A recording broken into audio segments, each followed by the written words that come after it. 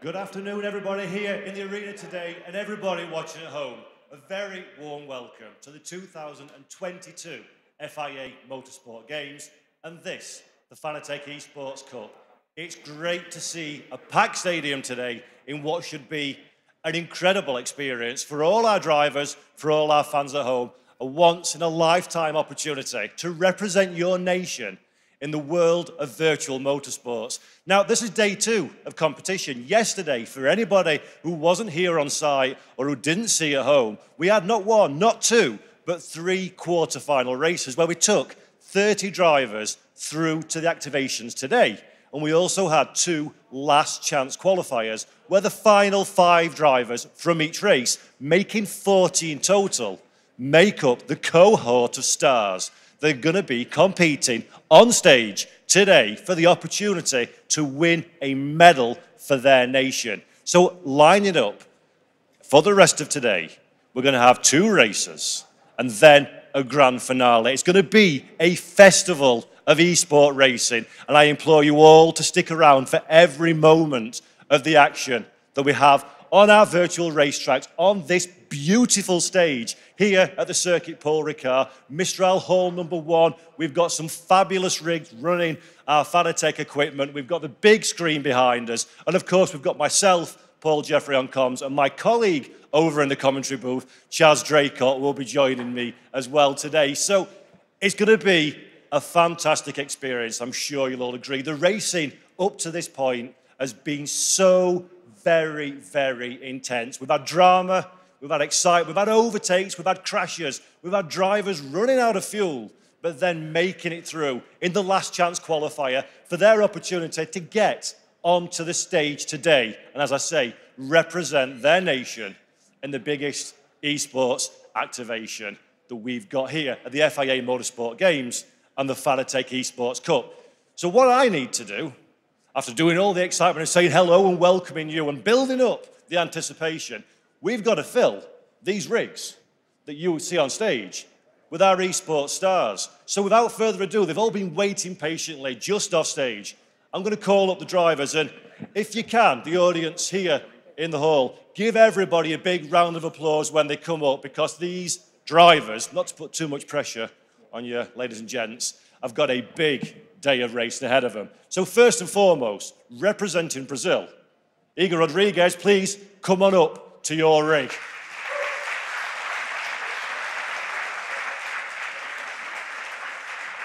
And now, representing Japan, Sotomuto, please come on up.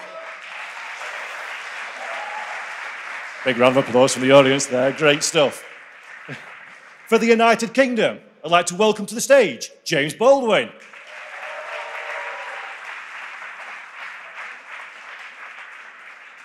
For Estonia, next up, Jos Parek.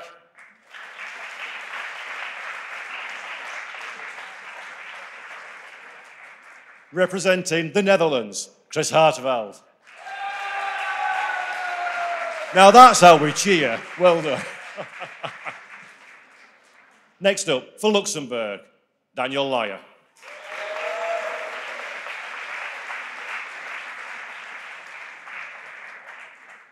And now, for Greece, Haris Mitropoulos.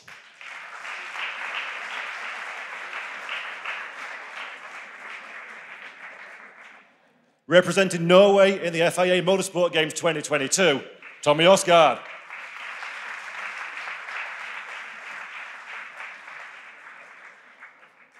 For Malaysia, big round of applause please for Nakib Aslan.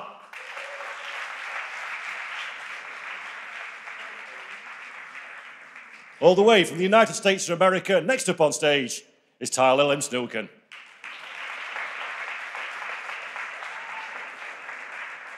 Little bump fist there as well for confidence before we start. Great stuff. Right, Matthias Kuhn for Belgium.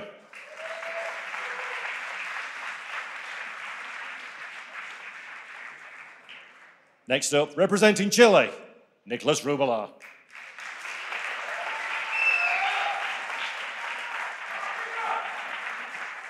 Great stuff.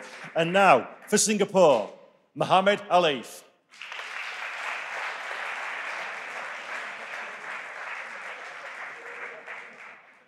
provided plenty of entertainment in the quarter-final races. For South Africa, it's Kotoko Pilane.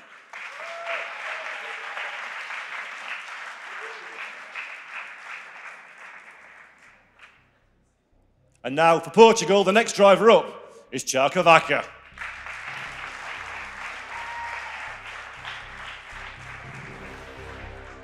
For our Peruvian entry, big round of applause for our next driver, Ian Kishimoto.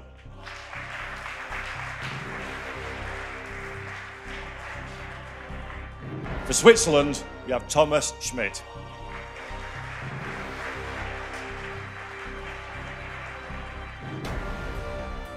Mexico, Michael Titeman, coming up, please.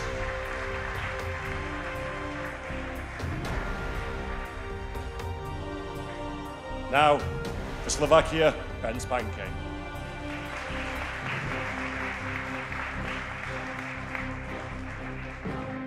And last, but by no means least, Kuei Min Lin for Chinese Taipei.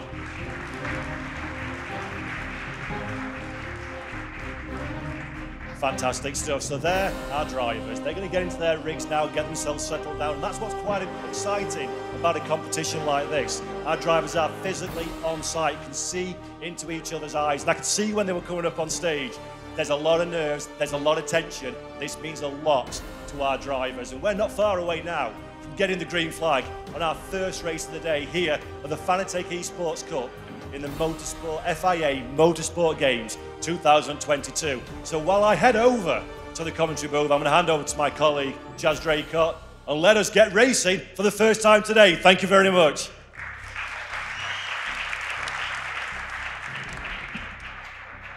Yes, thank you very much, Paul. It's a really exciting time today. We had a fantastic day yesterday here in the Mistral Hall, and today it is just going to be an absolute hoot. We have our two semi-finals coming up. 1 hour races with 20 drivers in each, 10 going through to the final. The first of these semi-finals will set the odd-numbered positions for the final grid, and then the semi-final 2 will, of course, do the even positions later on for today. Paul, it's just been a fantastic vibe all morning, hasn't it? I mean, we've been in and around the entire building, the entire paddock, even at just this massive event, speaking to everybody, speaking to the drivers, their families, the teams. Everybody's up for this, aren't they? Oh, Chaz, absolutely. It's a sensational environment to go racing. I said just up there on the stage now, it's incredible that we're all together. We talk about this often, these kind of events where you can see the whites of the driver's eyes, you can feel the atmosphere of the crowd. We've got a filled hall here, we've got such a big end result that these drivers are aiming for. It's a different vibe, it's a different experience to what the vast majority of these drivers will be used to. Yeah, for sure. And I mean, like you said yesterday, we have the fact that they represent not just themselves or their sim racing team that they race for when they're back at home in their own rigs. They're representing their actual nation itself. You know, they have to go through the sort of governing body for sport of their actual country to get here and represent them. And it's just a massive thing. We've got all the real world motorsport going on, as we call it, outside at Circuit Paul Ricard. We can see them going past the windows in the background. We've had these wonderful shots of it all weekend with the real cars going by while we're doing our sim racing in here. It's fantastic to have it embraced in such a way, isn't it, with the real world contingent. Absolutely, and we said it in the live pictures from the races yesterday. One thing to bear in mind for the folks that maybe don't realise at home, this is the e-sport part of the overall FIA Motorsport Games, one of 16 disciplines that are on this weekend. So the medals that these drivers win for their nation in esports go towards the overall medals total of the entire nation. So if you want to win the cup at the end, resting on these guys to contribute towards that allocation of medals, and that's huge. So you're representing your nation in esports, great, but you're actually representing your nation all together in the world of motor racing, and I can't even begin to imagine the pressure that gives. Yeah, well, that was one of the talking points yesterday, is the pressure. You know, we started our grid walkthrough about talking about the pressure on the drivers at the top, but not the drivers at the bottom as well, but they're the ones that have to move forward, make the places and try and earn that medal for their country. And obviously, I've mentioned as well the fact that it's not just them, it's not just their sim racing team, it's the nation itself. But of course, even just this sport, it's not just this sport itself, it is motorsport. Not just esports, and it is going to be a massive amount of pressure on these drivers, especially the fact that they've made it through the qualifiers. They've made them through all of the different segments and the different tasks and hurdles that they had to get up here to get to this event in person. And now they have to carry that on for 2 more races, in most cases today. And I'm tingling with excitement at the prospect of what we've got. And I think actually that's a really good point, because both Chaz and I have done this sort of thing, esports, real world, for a while now. But it's just different here. Yeah. It's just more exciting. Yeah. There's more pressure, there's more tension, there's more anticipation. And it was fascinating to me, stood up on stage, to watch the way the drivers carried themselves as they came up on the stage, and looking into their eyes almost, some like a little cheeky wink and a nod, others staring at the ground, focusing on the job in hand. And yes, you need to be quick, yes, you need to be talented, but also a lot of what's going to dictate your success today is how you cope with what's in front of you right here, right now. Yeah, and that's all the pressure side. 100%, and you know, I'll hold my hands up and admit this is the first time I've been in an environment like this with so many rigs, such a massive stage as well. I've seen sim racing set up in different rigs and so on before at different events, but it's never been the sort of the main stage, or it's never been part of a massive competition like this. And seeing it and having everybody together, you know, I said to Paul yesterday while we were live on air actually that there was a moment where I had to put 2 and 2 together in my head, that we were watching the big screen, we were watching our monitors that we have down here, and I was thinking, oh, I'd love to see how that driver reacted right now, or I'd love to speak to them afterwards. And then suddenly something clicked in my brain and went, well, wait, they are actually here in the room with us, and it's just remarkable. It is honestly, it's a very understated thing, and I think we've both discussed it off air as well, that it's great to be able to bring the emphasis of just how massive this is to the people with a broadcast like this and with an event like this as well. Yeah, and also I think something to bear in mind, and aside from the actual racing itself, is just how sensational the setup is. As I say, we're in the Mistral Hall, actually at the Circuit Paul Ricard. You can see in the window just behind us, that's the racetrack. There are cars going down that one, doing their own little competitions. The hall is huge. The stage that you see just behind us on the screen now, it's an incredible stage with all the rigging and the lights and the screens, and there's absolutely attention to detail everywhere you look. It's the biggest event I've ever been to, and I'm sure it's the same for all these drivers. Well, even in the sim as well, the detail doesn't just stop in the physicalities of what we've got set up here in this hall for this afternoon and with the event itself. They've actually got the FIA Motorsport Games branding all over the sim as well at Circuit Paul Ricard. They've got the podium set up and everything, all the hoardings, the bridges, everything. They've got the FIA Motorsport Games branding all over it. And we must give a big thanks as well to Assetto Corsa Competizione for that. And of course, Fanatec and SRO as well, because their support in making all of this happen means that we have such a well-polished event already. You know, we've been loving it all weekend. We're just here to enjoy ourselves, to be honest with you. It's just amazing, really is. And obviously the racing is going to be just as amazing as well, because now there is that pressure added on for they're getting a little bit later in the competition. You know, they've got that riding on their shoulders. There's going to be a lot more on the table here, and I think drivers are going to have to make those moves that we might have seen them hold back from in some of the quarterfinals and some of the qualifying races. And I've spoken to a few drivers before we came on air, and they were all sort of saying the same kind of thing. You're absolutely right. To get to this point in the competition, they needed to finish in the top 10. Yeah. The higher you are in the top 10, the better your grid spot is for this race. But actually the risk versus reward balance didn't weigh in their favour for carrying on and pushing on. Get that top 10, secure that top 10. If there's an easy overtake, for sure, take it. Yeah. But realistically, it's all about today. So we saw a little bit of trepidation from some of the drivers, I think it's fair to say, and some people holding station and banking the result. Yes. We can't afford that now. No. Yes, you need to be a little bit cautious to make sure you get into the grand final, but the level now is so incredibly high. Caution will make you go backwards. Yeah, they've sifted out some of the pace difference from the front end of the field to the back end of the field now. We've got less races to divide everything up. So you've got a bunch of really fast guys in each race. And, you know, not to say that the drivers that we had before weren't fast. They're all very talented esports racers. But the cream is rising to the top now in this. And it's so pressurizing for them. That is a word that I'm going to keep repeating all the way throughout. But obviously that means that for us, because the level is higher, the racing will be even closer as well.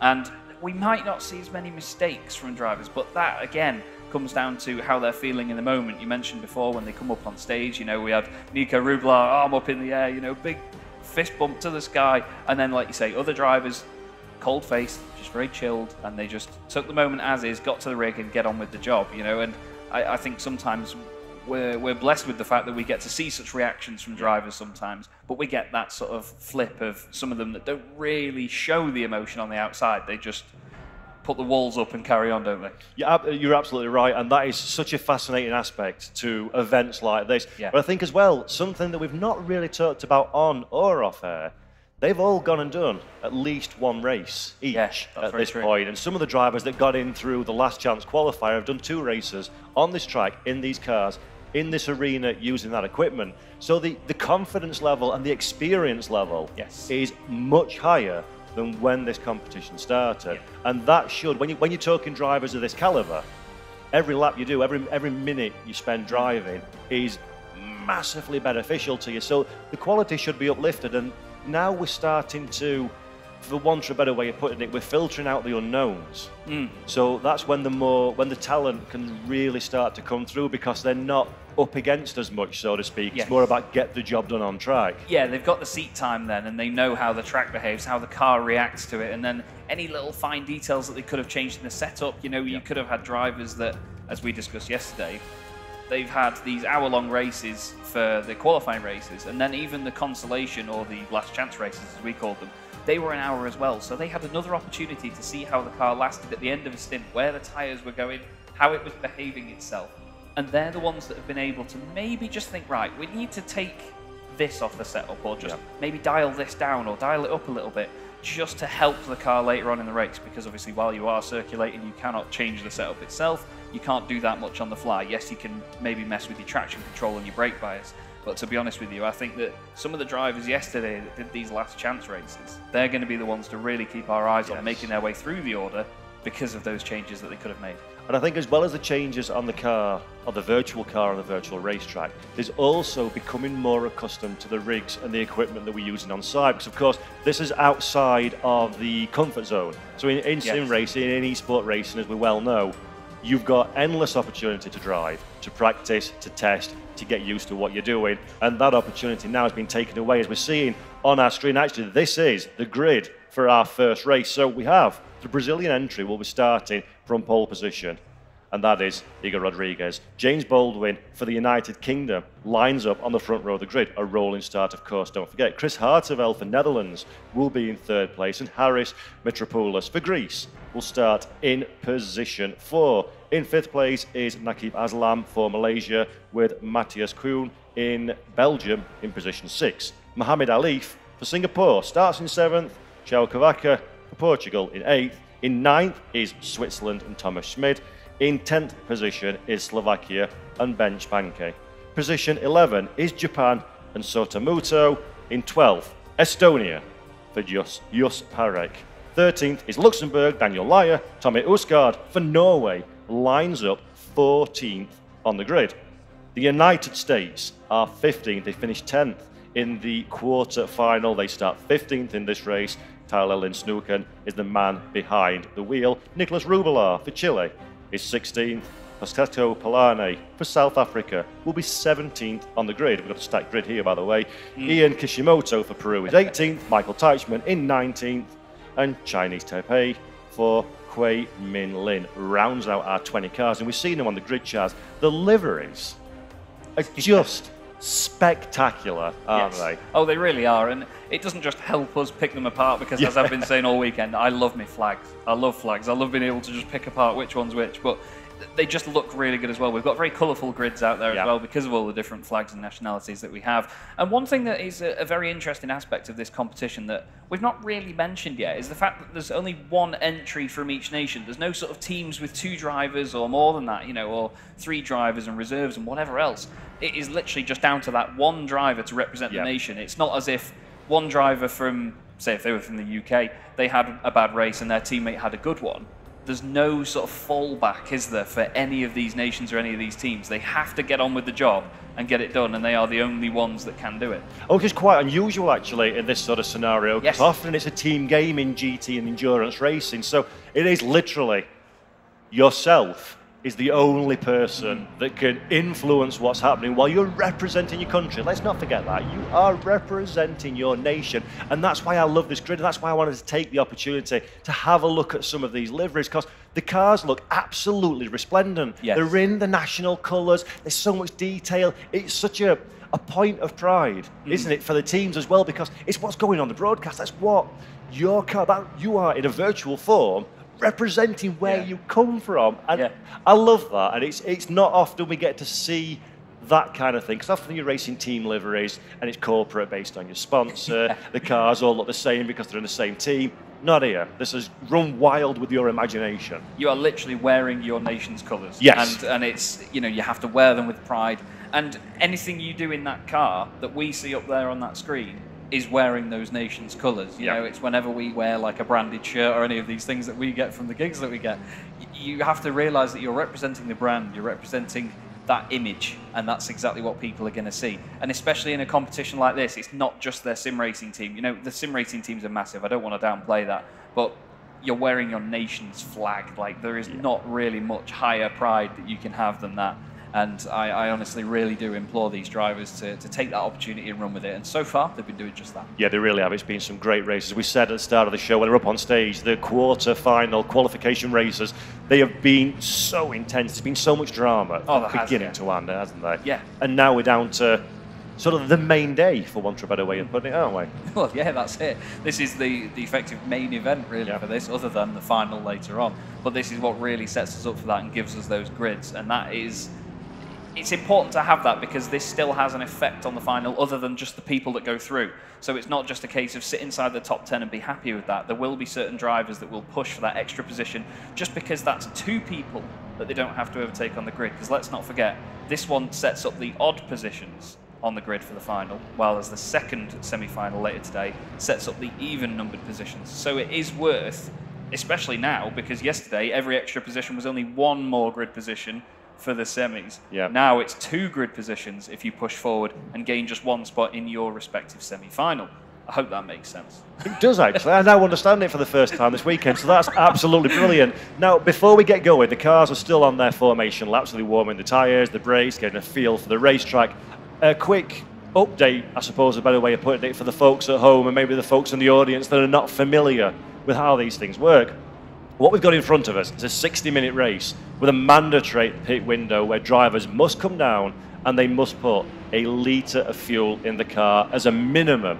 So that's going to open up a little bit of strategy. That's going to make it so it's more than just getting on the racetrack and going racing. You really got to think about what you're doing, haven't you? You really do. And I mean, speaking about thinking about what you're doing, the 2 drivers that we've got on the front row here, where we've got Rodriguez alongside Baldwin, they both dominated their quarterfinals, and they didn't really have to put up too much of a fight with anybody. They just focused on the track ahead of them and disappeared up the road.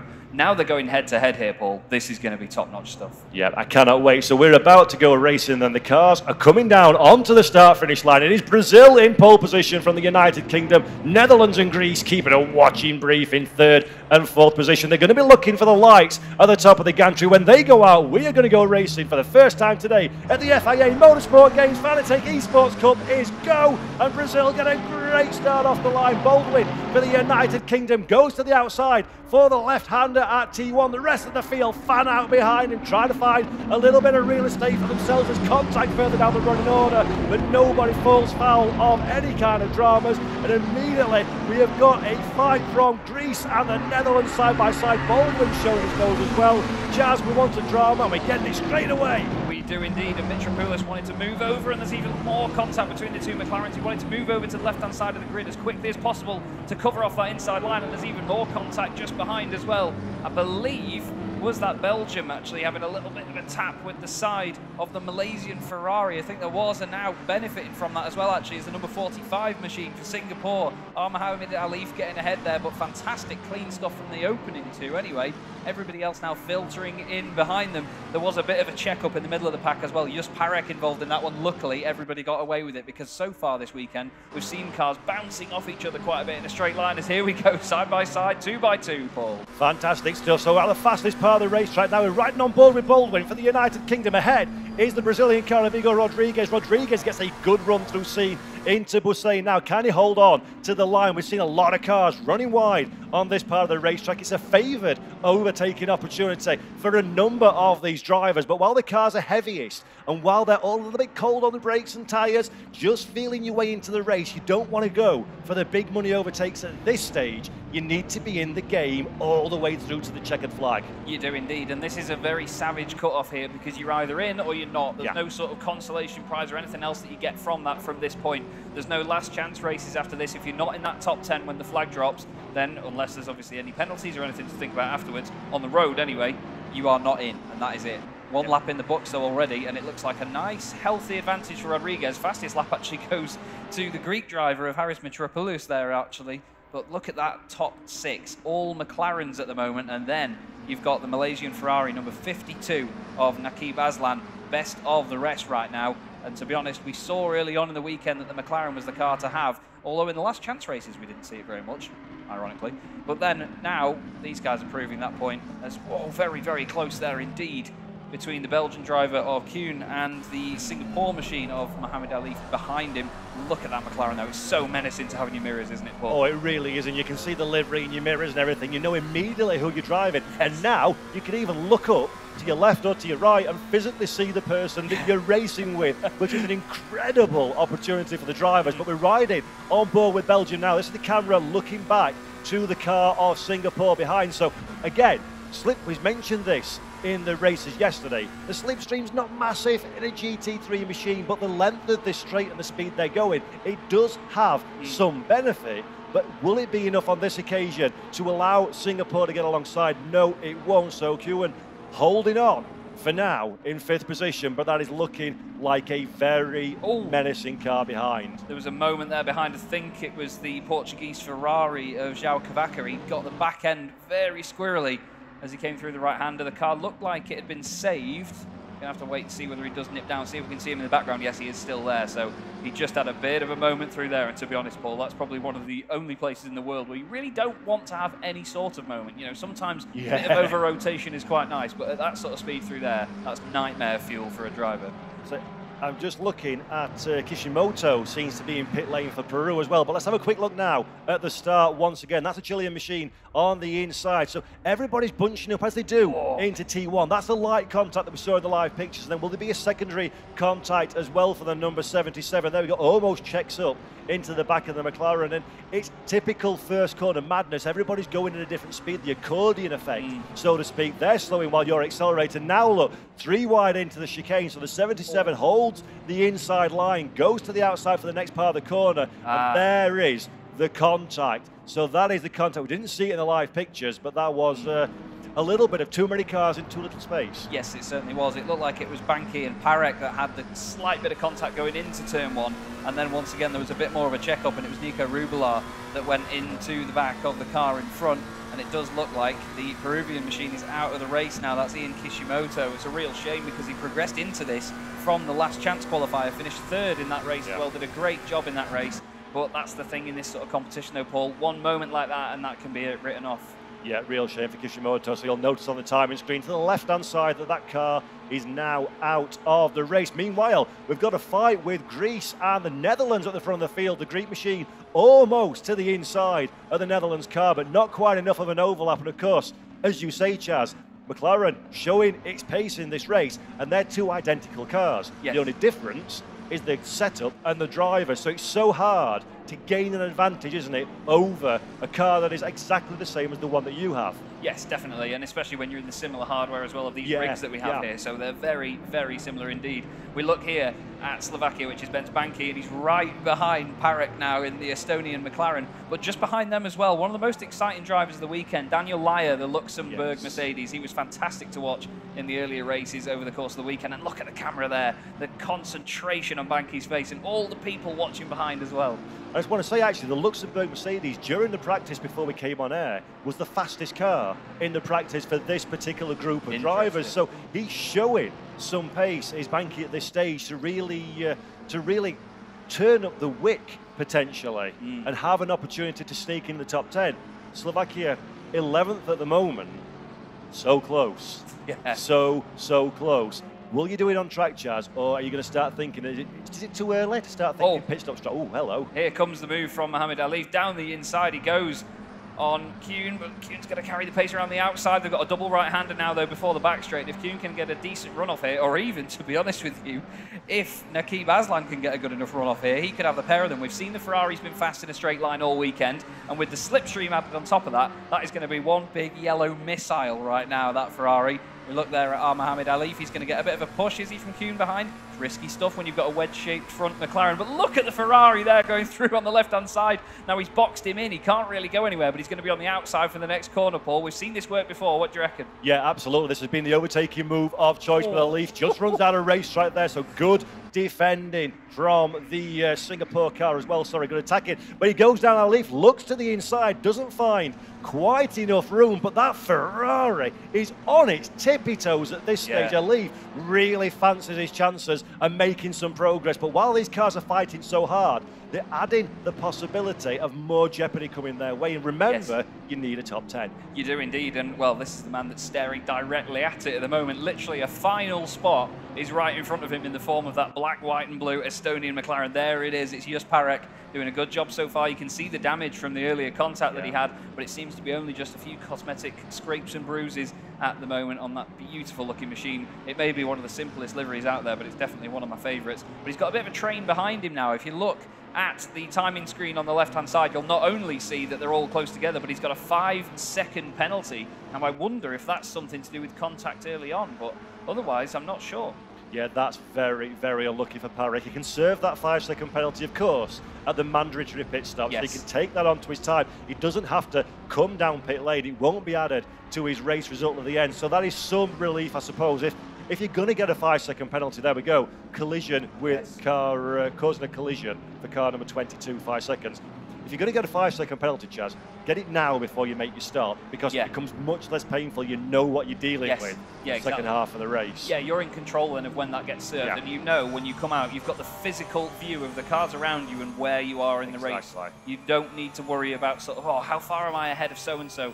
Earlier on in the weekend, we saw a driver had to overcome a 5-second penalty. They finished 5.1 seconds ahead. But you can imagine, until that flag dropped, the nerves must have been massive into those final couple of corners. And also, while you're thinking about it, and while you're doing the mental calculations, how much time do I need, you're not concentrating on the job in hand, which is going like the wind. But when you're racing on track and you can physically see them, it's much easier to compute. And it's worth bearing in mind as well, folks in the audience and folks at home, this is a solo event. There's no team radio. Because normally in a large e-sport competition that's online, you'd have team members, someone working out strategies, somebody coaching you maybe, somebody whispering sweet nothings into your ear to help you through the race.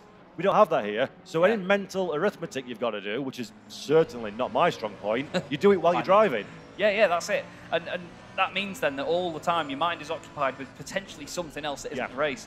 And that can be absolutely damning when it comes to the end of it. This is the view on board now with Daniel Laya, and he is looking right at the back of the Slovakian McLaren in front of Benz Banki. Then, of course, ahead of him we have Just Parek, who actually started behind Banki at the start.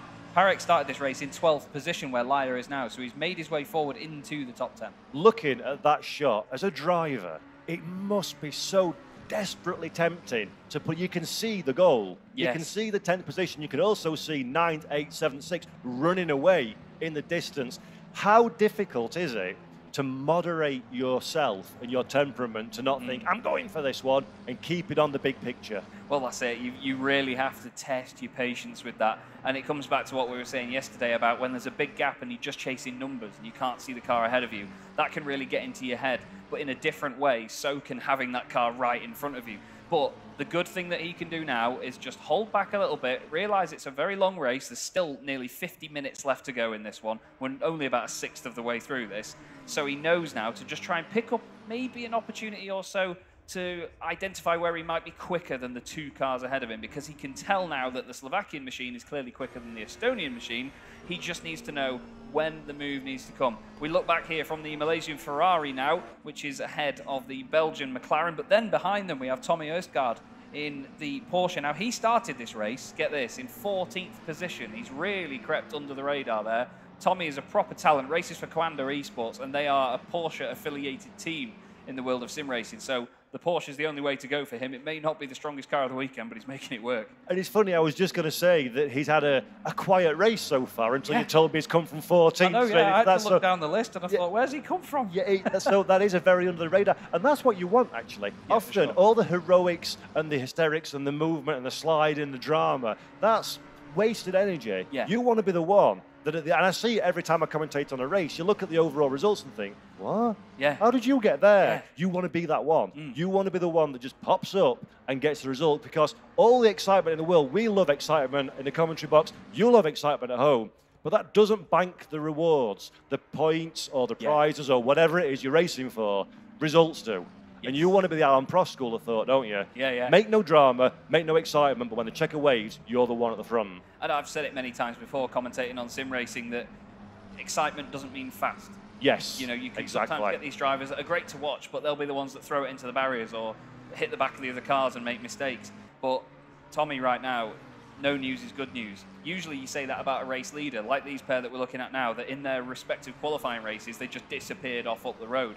But in this scenario now, they're sort of going together here. I'm not sure that Baldwin's really having an attack right now, but more just making sure that he stays with Rodriguez and gets away from Harteveld behind, because let's not forget, Harteveld led most of his qualifying race in the early stages and then basically fell back into second place, but he was happy to sit there. He didn't want the fight. Here is a fight, though. Belgium versus Norway. Yeah, this is Tommy Osgaard now making us a liar live on screen by going for the drama and going for the excitement and having himself a great race. And it's so good to see that although, and I know I keep reiterating, I'm sorry for labouring the point, but it's a point worth making.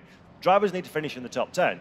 It's so good to see they're not banking the result. They're still racing hard. They still want the grid position. They still want the pride. They still want to be the person. Because as well as the grid position benefit, it's also putting one over on your rivals. Yes. So if you beat someone today, now, the next time they come to race you, they're going to be, ooh, I was beaten last time. Yeah. And that element of doubt at this level could be the difference between win, lose or draw.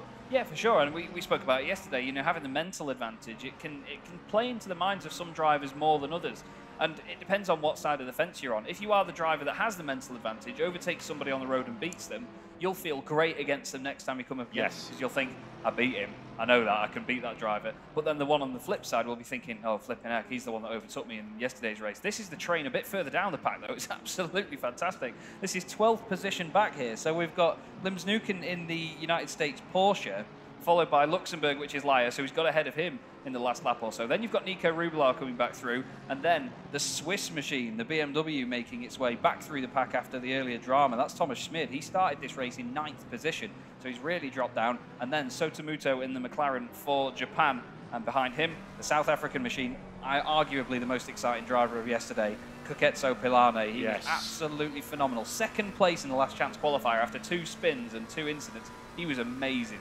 Actually, on that topic, I expected Pilane to move through a little bit faster than he has done at this stage. He's not really making a huge amount of progress, still sort of labouring down there in 17th position. But we're looking on board now with Muto in Japan, looking to the outside once again down the Mistral Straight, a favoured overtaking position in this race, and gets the deal done, even before we get to the corner. And then behind Pilane, as spoken about, to the inside now in the scene. Does he have the line? Can he hold the line, more importantly? Yes, he can. The BMW comes and cuts back to the inside, too wide as we go through the second part of the corner as we cut away. But that is exactly what we've seen time and time again this weekend. The scene, Busan sort of section, there's 1, 2, 3 opportunities to get past. Yeah, you've got to be opportunistic in those moments. Yes. He saw that door open and he went for it. What caught me off guard and sort of drew the reaction and the quick draw of breath was that Thomas Schmid was just creeping over to the left ever so gently. All it would have taken was something within the sort of local network that we've got here just to tell Sotomuto's car, oh, he's just hit you. And that would have speared him off into the barrier. That was a bit risky, it must be said, but that's the thing. You're dealing with fine margins here. And as soon as he's got past, he wants that slipstream imminently. They have the radar system, so he probably knew he was clear. But from a long way away in that big chopper cam, that looked scary. Yeah, that really did. That's how brave these drivers are as well. There's no physical risk. You're not going to hit the barriers and hurt yourself, but there's a risk of being out of the competition. And remember, if it does not work out for you today, if you make that one small mistake, you come to France for nothing. It's bye-bye. Yeah. There's no more. There's no more opportunity. There's no more having a race. There's no more being on the stage. There's no more opportunity to win medals. It's you've got a plane tomorrow to catch. So, pack your bags and wait. Yeah. And that's that rests heavily, I'm does. sure, because this is a big undertaking to come to a different country. And for the Europeans, maybe it's a 2-hour flight. That's not so bad. But we've got people coming from Japan, from the United States, from Chinese Taipei. Yeah.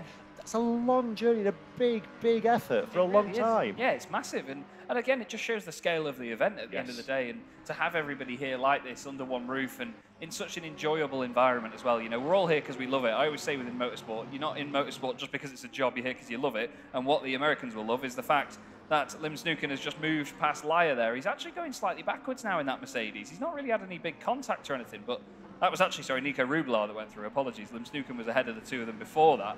So Nico now coming back through. He's the man that won his last chance qualifier. Started this race 16th on the grid, so he's up to 13th despite the earlier spin and issue. So he's still net gained the position, and now Sotomuto is joining in this party as well. But these are the sort of best of the rest at the moment outside of that top 10, aren't they? So they're going to feel a bit more pressure to move forward at this stage. These two, well, they're just showing everybody how it's done right now. James Baldwin and Iago Rodriguez just keeping it nice and tidy. There's nothing over the top going on here. They're both driving very smart, aren't they? Yeah, I've seen this many, many times with Baldwin, and I think you hit the nail on the head when you mentioned it earlier in the broadcast. Baldwin's not trying to overtake, I don't think, at this stage. No. He's keeping it nice and smooth, putting pressure on Brazil, but not risking his own car and himself. Yeah. And he will wait till the pit window opens in a few short minutes' time. Yeah. And that's when things start to unshuffle, in the second part of the race. So you might be thinking, oh, Baldwin, look at his car. Let's watch his behaviour for a few moments on board. He's not darting around behind the back of that Brazilian car. He's not looking to get the run off of the corners for the slipstream, because Baldwin's wise enough to know and confident enough in his own ability that there's no point putting yourself in a risk factor situation. This is a replay actually of Baldwin now, I think it is. So let's have a look. Oh no, it's not Baldwin, sorry. On Parek, this is. So let's have a look what's happening here. We see Baldwin picture in picture on the other side of the stream, but this is Banke and Marek. So what are they doing here? Defensive, coming down the Mulsanne straight to the outside again. As we said, this seems to be the place of choice for some strange reason.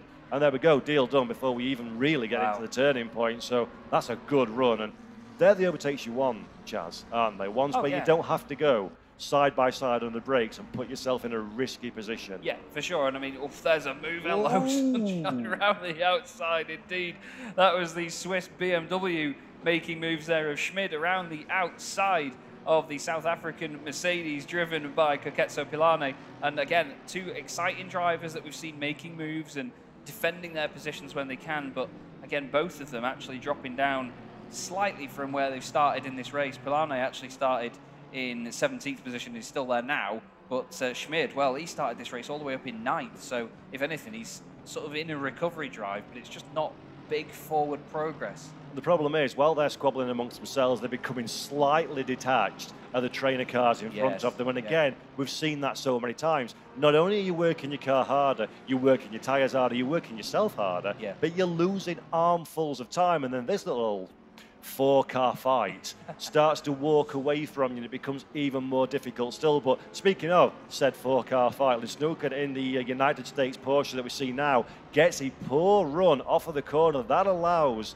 the Japanese machine to get a good run coming down into the chicane. Noses to the inside, but really that's kind of a half-hearted look. And that's more, isn't it, Chaz? That's more about unsettling the Porsche ahead rather than physically looking to make the move there and then. That's planning it for 4 corners down the road. Yeah, for sure. And what he's doing is he's using sort of long-term mind games now to set things up. He was in a bit of a scary situation there with Sotomuto because he got very close to Lim Snooken in front of him, but then behind him we had Laya closing in as well, and we saw it yesterday. Drivers worried about the car behind them hitting them, so they would let off the brakes, but then inadvertently they would hit the car in front of them, cause a spin, and especially in start-stop sections like we have a few of here at Paul Ricard, that is nightmare fuel for these GT3 cars. Yeah, it really, really is. And this is such a difficult position now as Sotomuto, again, shows his nose to the inside, but not quite enough of an overlap. The straight needs to be a few meters longer as everybody pushing the absolute limits. Muto now moving around heavily behind the Porsche, so he's starting to get a little bit too...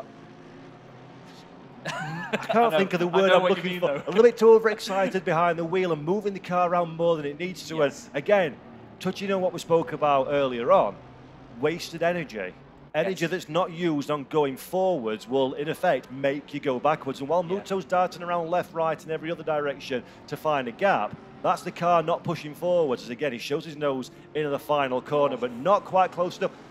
He needs a few more meters on every straight, doesn't he, to get the deal done? He does. He certainly does, because we know the Porsche isn't the fastest car in the straight line either. It punches quite the hole in the air. It's got a lot of drag because of that humongous rear wing on it, but obviously that's needed for the balance of the shape, with the engine being so far towards the back of these cars as they are in Porsches. But there was so many moments there, so many different drivers having a different approach to the right-hander, some of them losing the back end a little bit, pushing hard, but this battle right now, it's like a rubber band, isn't it? There's a lot of tension building up, and it's going to snap at some point, but all it's going to take is for one driver to just miscalculate things. In a section like this, look how much they concertina together here, and they've all got to be so careful on the car behind them, running into the back of them if they get on the brakes harder, or if they get on the power a little bit later.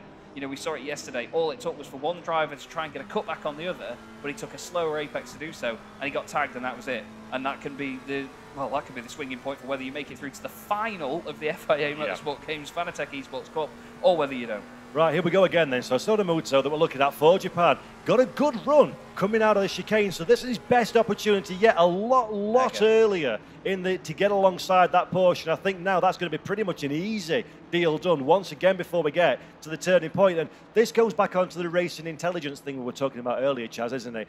That wasn't a case of, oh, he got lucky because he got a slipstream and passed it. He set that up in the previous section of corners, sacrificed corner entry to get an outstanding corner exit, and that gets you all the closer sooner. And like last lap we saw, ran out of straight, this time did it with plenty to spare. Racing Intelligence sounds like a sort of motorsport-based spy agency. Yeah. But yes, we've got Brazil and the United Kingdom leading the way at the moment. Rodriguez and Baldwin, well, the two of them doing a wonderful job right now. They've got only about a second or so, though, off Harteveld. Look behind. He's not that far back off the pair of them, so he's sticking with them at this stage. It's not that they're holding each other up a lot, but as we saw before, Baldwin's not really going for the move. He's not forcing the issue because he doesn't want to force Rodriguez into defending. He doesn't want to put himself offline, doesn't want to force that issue, like I say. But at the same time, if an easy move comes his way, down the straight, and we get that massive slipstream that we've seen before, then that's when he will go for it. And I'm sure Rodriguez will be thinking in the same thing as well. They'll be in the same boat, and he'll just let him on through. This is a look back now at Limsnuken and Laya. Oh, there's a little bit of a touch. The car gets unsettled. It's sideways, sideways, sideways. Manages to stay on, but loses a couple of positions in the process. And it is one of them corners that we've seen over the weekend, isn't it? Some drivers lean on each other a little bit, lean on the car a bit too much, and all it takes is for them to get out of shape or understeer a bit, and then the tiniest of taps comes in. And because they're trying to slow it down, it's a nightmare to catch. Very fine save from Limsnuken of the United States. Sure. A really nice save. Now, here we go again. Baldwin this time decided it's time to pull the pin.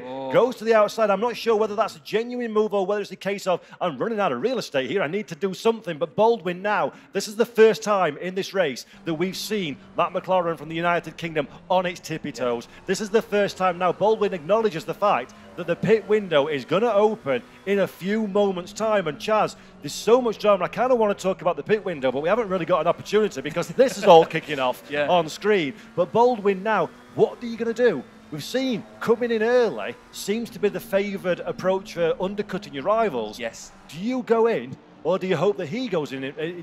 You hope that Brazil goes in for Rodriguez and you put the pin down? Well, that's it. I think he's just trying to sort of force him into pitting, thinking, I don't want this battle. Either that, or Rodriguez is defending a little bit, saying, look, I will slow you down if this is the case. Let's try and work together. This is the argument starting with just the body language, but the pair of them now making me out to be an idiot because now they're starting to fight after I've said all they're not going to do is fight. What I think might be the instigation in this, though, is the fact that Harteveld is closing in lap after lap behind them now. He's less than a second behind them. That slipstreaming range, as we look now back at Tommy Erskard on the back of the Malaysian machine being driven by Nakib Aslan, that gorgeous yellow Ferrari, the best of the rest at the moment. These two were the first non-McLarens in the field.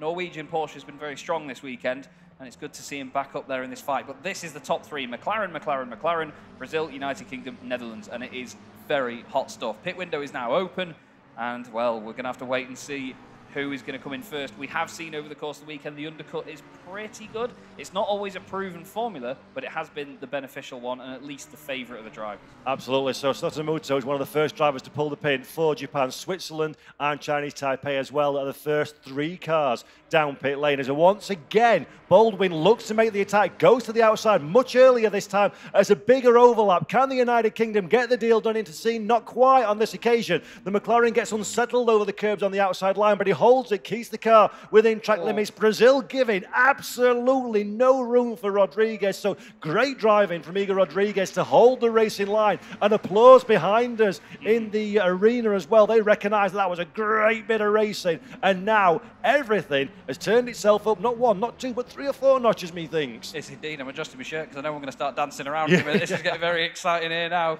Now Hartveld's on the scene as well. He's going to see this and he's thinking, right, you boys hold each other up and I'm just going to sit here, potentially save a bit of fuel, maybe just to last a little bit longer, but we know that they're pretty capable of going past the pit window anyway on the fuel, so they have to come in that necessary pit window. None of them in yet, though. Ooh. We're going to see them leave it late, I think. We mentioned this yesterday, that often in a race, the leaders will leave it out there. If it ain't broke, don't fix it. They'll stay on the circuit as long as they can while they're in that rhythm, and they've got a visual representative of where the drivers are that they're racing against. The other problem as well, because this is quite a short race, it's only 60 minutes and the level is so high. If you're one of these 3, theoretically, in a perfect world, you'd do something different to try and jump them off of the racetrack. The problem is, you're going to come back out in traffic because very few drivers are pitted. If you get caught behind and I hate to say the word slower, but a car that's less competitive than you can't give away a couple of tenths of a second trying to find a way past. And that's why this man, James Baldwin, for the United Kingdom, is so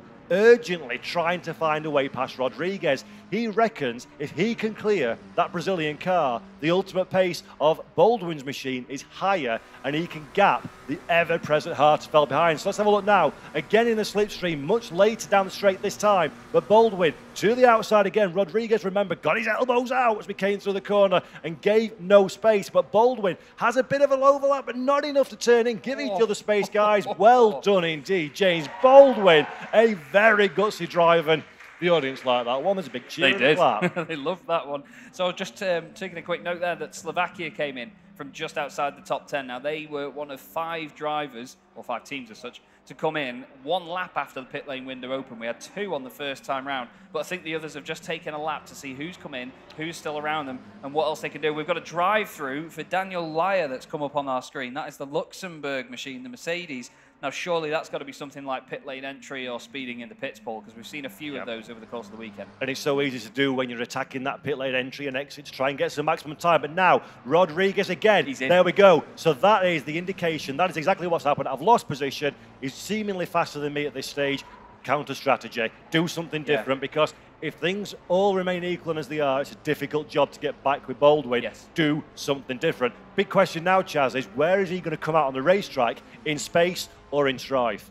Well, it quite literally says BRB on the side of the car, and that's exactly what he's waved to those guys as they carry on through then. And it's going to be interesting, actually, to see. I will answer your question, Paul, I promise. It's interesting to see that Harteveld now, he's going to then suddenly drag up to the back of Baldwin as well and maybe gain a little bit off that because he's still in the slipstream in this scenario. I think he will come in if Baldwin does as well on this lap. But then again, I've been wrong many times before. But still, I think I'm not sure whether it's going to be enough of an outlap for Rodriguez, because all he's going to be hoping now is that Harteveld maybe has a little pop at Baldwin, just slows him down a little bit. If he does that, Rodriguez will have the lead. And I think Chris Harteveld is intelligent enough to know that's not the play at this stage. These two, Baldwin and Harteveld, if they're not these two on screen, but those two that we're talking about, if they need to stay out now to the death, to the absolute end of the pit window. And if so, Chris Harteveld is the man that is in the pound seats. Meanwhile, we've got a great little tie here. Little bit of contact, ooh, from the audience too, which is always a bit of fun.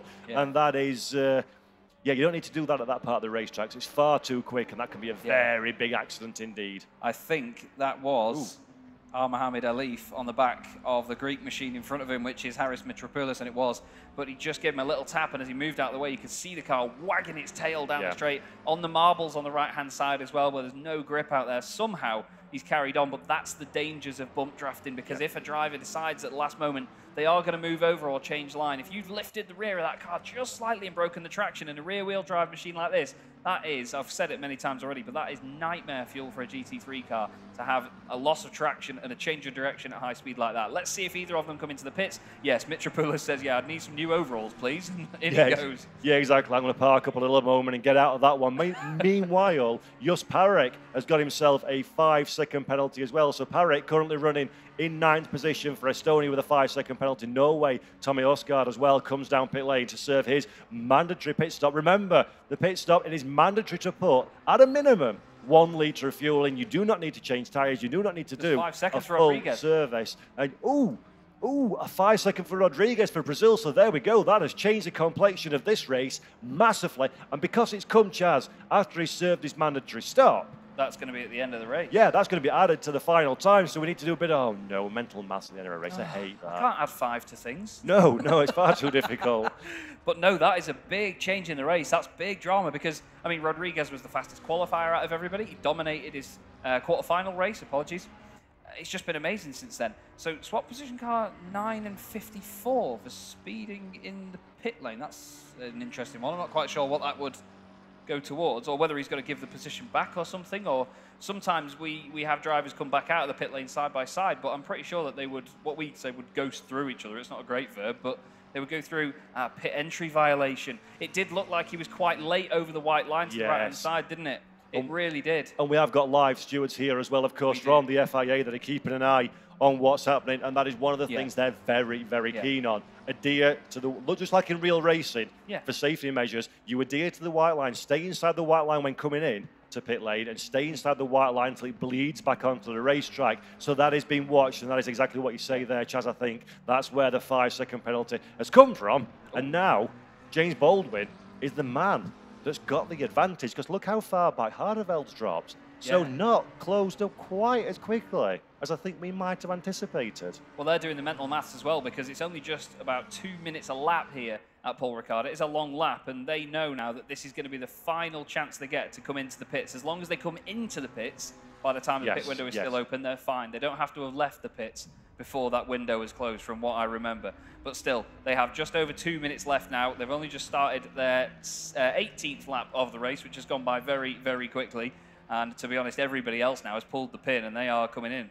Yep, so there we go. We've seen a lot of the drivers now coming down pit lane. Again, a reminder for everybody at home, the drivers at the timing tower on the left-hand side of your screen, if it's green, that means that service has been completed. They've fulfilled their requirements. And if it's orange, that means they still need to make a pit stop. I've just had it confirmed by Sven as well. It was for crossing the white line at pit lane entry. We have seen a lot of aggressive turning out of that final corner, because they have to make sure they don't cross it too much when they come in there, and that's all on safety grounds, of course, to make sure the car is way out of the way for those that are accelerating onto the straight. I'm glad you've told me what that is, because when a man in an FIA shirt comes and taps you on the shoulder, that's always worries. It's like, what have we done wrong? I thought, but no, we're okay. I thought my career was over. Yeah, so that's really interesting, and that's another that's another aspect that pretty much every one of these drivers will not have had to deal with, I don't think, in their sim racing career, because that's managed normally by the software, or not at all. And it's not something that race control tend to look at. So that's a very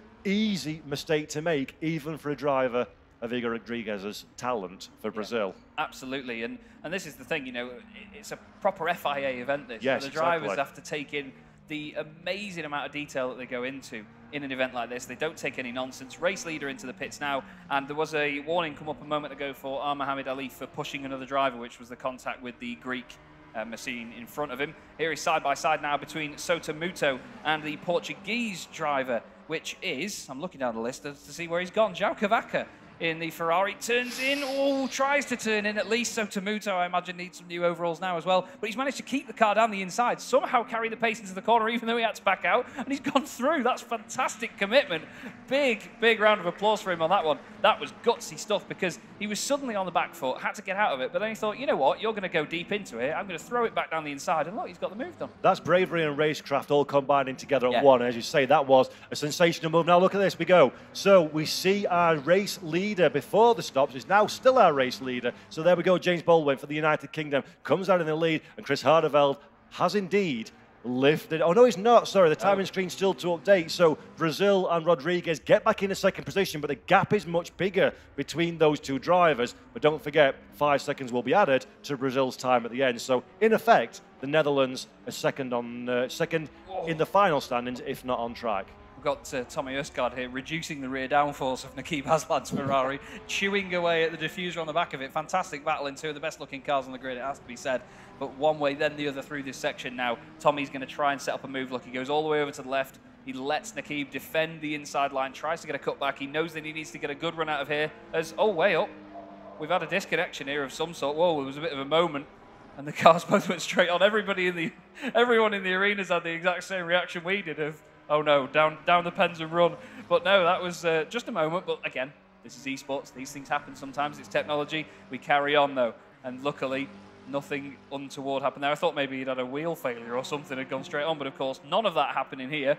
And now, looking further down the order, as Paul has just rightly pointed out, the Chinese Taipei car, Kui Min Lin, has not fulfilled their pit stop requirements. That's why you get that little amber number 1 next to their car number on the timing screen on the left there, and that will unfortunately be a disqualification come the end of this race. Yeah, absolutely. So the reason it says number 1 is because he's not filled, as you say, the requirements. So you can go down pit lane and not fill the requirement. How do you do that, I hear you ask? It's by not putting that minimum 1 litre of fuel. I have to admit I've not noticed whether that car's been down pit road or not, so whether there's been either a failure to physically get in pit lane or the requirement has not been fulfilled properly. But the end result, as you say, Chaz, is the 16th place Chinese Taipei car at this moment in time, unless there's an unknown technical issue we're not aware of, is heading for a did not finish. Tommy Usgaard once again in the Norwegian car, 7th position at this moment in time. Really fancies 6th position, really fancies not seeing the beautiful livery of that Ferrari ahead. And there we go now, in a T1, he's got the outside into the chicane. The Ferrari closes the door, so Usgaard has to brake on the curbing, which is suboptimal to say the least, but the Norwegian car still keeps it nice and calm, controls it through the corner, and thinks, okay, plan A, throw that in the bin, let's enact plan B, and plan B is get a damn good run through this next chicane and onto the Mistral straight. Yeah, you could say Aslan's defence has been lion bravery-like, if that even makes sense. But still, I'll tell you what, actually, Tommy Usgaard, he's not in a bad position looking at the back of that Ferrari. Like you say, it's a gorgeous-looking machine. Yeah. No matter what the livery on it, you can see look at the determination on his face. Tommy is a real star, it must be said. Really nice guy as well. But none of the nice guy antics here. You've got to get on with the job at hand. He gives us a love that stuff. We saw a bit of that from Nico Rubelar yesterday. A quick smile and a smirk to the camera. You've got to absolutely love it. But now he's closing in and in and in on the back of that Ferrari. Looks like Aslan chooses the inside line here. Maybe a lion, but it's got tiger stripes all over the side of it. He's going to hold the inside line. But look at that Ferrari in a straight line, man. That is absolutely vile, vile pace, isn't it? But then again, you've got to compare the fact that Ferrari is one of the fastest in a straight line, the Porsche is one of the slowest in a straight line, and you can see that Tommy's still having a go at him. There's a move from Sotomuto getting ahead of the Slovakian McLaren, car number 42, being driven by Bence Banki. But again, more shuffling around in the order, and that's important because that puts Muto inside the top 10 and into the final. Yeah, exactly, and that's exactly what all of these drivers are looking to do. But going back to the Usgaard move there, we were saying how he's been quite low-key in the way he's approached this race. He's really getting the elbows out now. The first move around the outside didn't work, so immediately put the car to the inside. Let's have a look, see if he's moved up. No, he's still in 7th position according to our timing screens, but only by a few 100ths of a second. So that's a fight that's going to go on and on. Japan and Sotomuto in 9th position at this moment, just ahead of Slovakia. So that car is moving slowly but surely up the running order. And again, to reiterate something that you said, Chaz, a little bit earlier on in the broadcast, yes, you want a top 10, but the higher you finish is going to put you higher on the grid for the grand final. And I'm sure everybody at home and in the arena today could agree with us. The level of driving that we're seeing now suggests that you really need any advantage you can find. You need to get it, put it in your back pocket and take it with you, because the level of competition is just sensational. Oh, it is. It's absolutely phenomenal. You know, there's barely anything between these drivers. One of the main deciding factors will potentially be down to the car they've chosen, where it's got its strengths and weaknesses around here at Circuit Paul Ricard, but at the same time, the drivers can often overcome any differences between the machines. They all have their preferred ways of driving that match the style of the car and how it behaves itself. And they've all had a free pick as well. Let's not forget. There's no mandated car for certain teams and certain nations. No. You can drive any car that you so desire. And because we live in a virtual world of sim racing, they can quite literally take every single car out for as many laps as they see fit. So they've made their choice. They've decided that this is going to work in my favour. So you can't come out of this one saying, yeah, my car wasn't fast enough. That's down to you. Yeah, for sure. And, you know, discounting the fact that we've got this massive stage here and huge rigging and sims everywhere, there's not much of a logistical aspect to sim racing. You know, if you want your team to have, you know, a McLaren 720S GT3 car, you don't have to pay £500,000 for it. Yeah, exactly. Like you might do, depending on some rigs that people try to sell you, because they're very expensive sometimes. But still, you can have a Ferrari for the next race if you want, and you know the team doesn't have to worry about getting it logistically to the circuit, wrapping it, doing this, that, and the other. The drivers don't have to travel to every circuit, put in the hours of practice at the track in different conditions to their home country, wherever they may be in the world. You can literally get in your sim and say, I want to drive that one today. Where are you going to drive it? Oh, let's go to Japan. Let's drive it in Suzuka. You know, let's go to Paul Ricard. Anywhere in the world you want to go. And that's the beauty of it, because we can get everybody here, but we could have a competition like this, choose any other circuit, any other cars, do whatever we want. And that is amazing to have, and especially on such a high level like this. Yeah, it really is. We've come a long way in the world of virtual motorsport. As you can tell, we're at the FIA Motorsport Games. We've got our own aspect to the FIA Motorsport Games for esports sim racing. The investment in the time, the energy and the finances that have gone to putting this on are absolutely incredible. I just have to give a big shout out, of course, to AK Esports for putting this on, the SRO Motorsport Group and Fanatec as well. It really is. I've been in this game a long, long time. This game's like that one little play on it. A long, long time, and it's sensational to see how it continues to grow and to embrace so many different people in so many different areas. And again, we're here today, 2 English blokes from the north of England, and we've got 57 nations represented in this competition from all corners of the world, from all socio-economic backgrounds, all different age groups as well. We've got females and males racing. It's inclusive for everyone. It really literally is very little barrier to entry. Yeah, exactly. And again, if you look at the different levels of motorsport that you can get into, you can enjoy your open wheels. You can go from kart into Formula 4, 3, 2, 1, whatever you want to do. You have to already sort of get on that ladder at an early age and then put the money in from an early stage in life as well, whether you want to do GT3s, touring cars. You always have that progression. In sim racing, you know, we could go home, we could go and drive touring cars, GT3 cars like this, and do whatever we wanted. And to have that, and that inclusivity for anyone to be able to do it, is just a wonderful thing. And that goes hand in hand with the cars, the circuits, the logistics. It's just great. And I think on that topic as well, it's Assetto Corsa Competizione from Cuno Simulazione that is running this platform, and it's such a detailed platform as well. This is not just, they look real, the tracks look real, the cars look real, but it's just any old physics in there. And there's none of that. There's a lot of attention to detail goes into this one. This is as close as in 2022 with the equipment that we've got available, you're pretty much going to get. So these guys and girls that are racing today, not only are they competing against each other, they're also very closely simulating what it's like to drive the real thing, minus G-forces and the £500,000 in your back pocket. So it's a real testament to the skill of the drivers as well, isn't it? That not only can they compete, but they can actually pedal one of these things, and that's transferable to the real world for sure. We've seen that. Well, I mean, look at this guy that we've got on screen right now, James Baldwin. He won the world's fastest gamer competition. He's been racing a McLaren 720S GT3 in real life in the British GT Championship. And winning. Doing well with it. And doing very well indeed. Racing in the Spa 24 Hours. It's just an amazing display of how the gap is very small now between sim racing and doing it for real. There's drivers that have been sim racing even as far back as 2008. Drivers were then in about 2012 going to America and testing real cars. And I mean, there was one particular driver, I won't name him or the simulator or anything like that, but he went to a certain circuit in America. He doesn't have a driving license. He came from a very cold country, went to a very hot country, and he was the second off the instructor's best ever lap time at this circuit after a day. Yeah. Just because he could drive it so well in the sim. And it is frighteningly close to the real thing. But that's why we love it. Yeah, absolutely. It's very much, it used to be the best alternative to motor racing. Now, it's on an even keel. And even as commentators for us, we commentate the same here as we would on the motorsport that's going on outside that window. You know, it is so realistic and it's so well presented, and the broadcast here as well, I must say as well, everyone behind the scenes that's doing the broadcasting here is doing a solid effort this weekend, and we're really enjoying working with them. But it is just the same for us to have cars on a screen and very realistic looking cars as well. A lot of people can't tell the difference. The amount of times you see a stream like this, there's probably people in the comments now asking not only where's Jimmy, but also, is this real? What game is this? What sim is this? You know, some of the time people don't understand that it's real.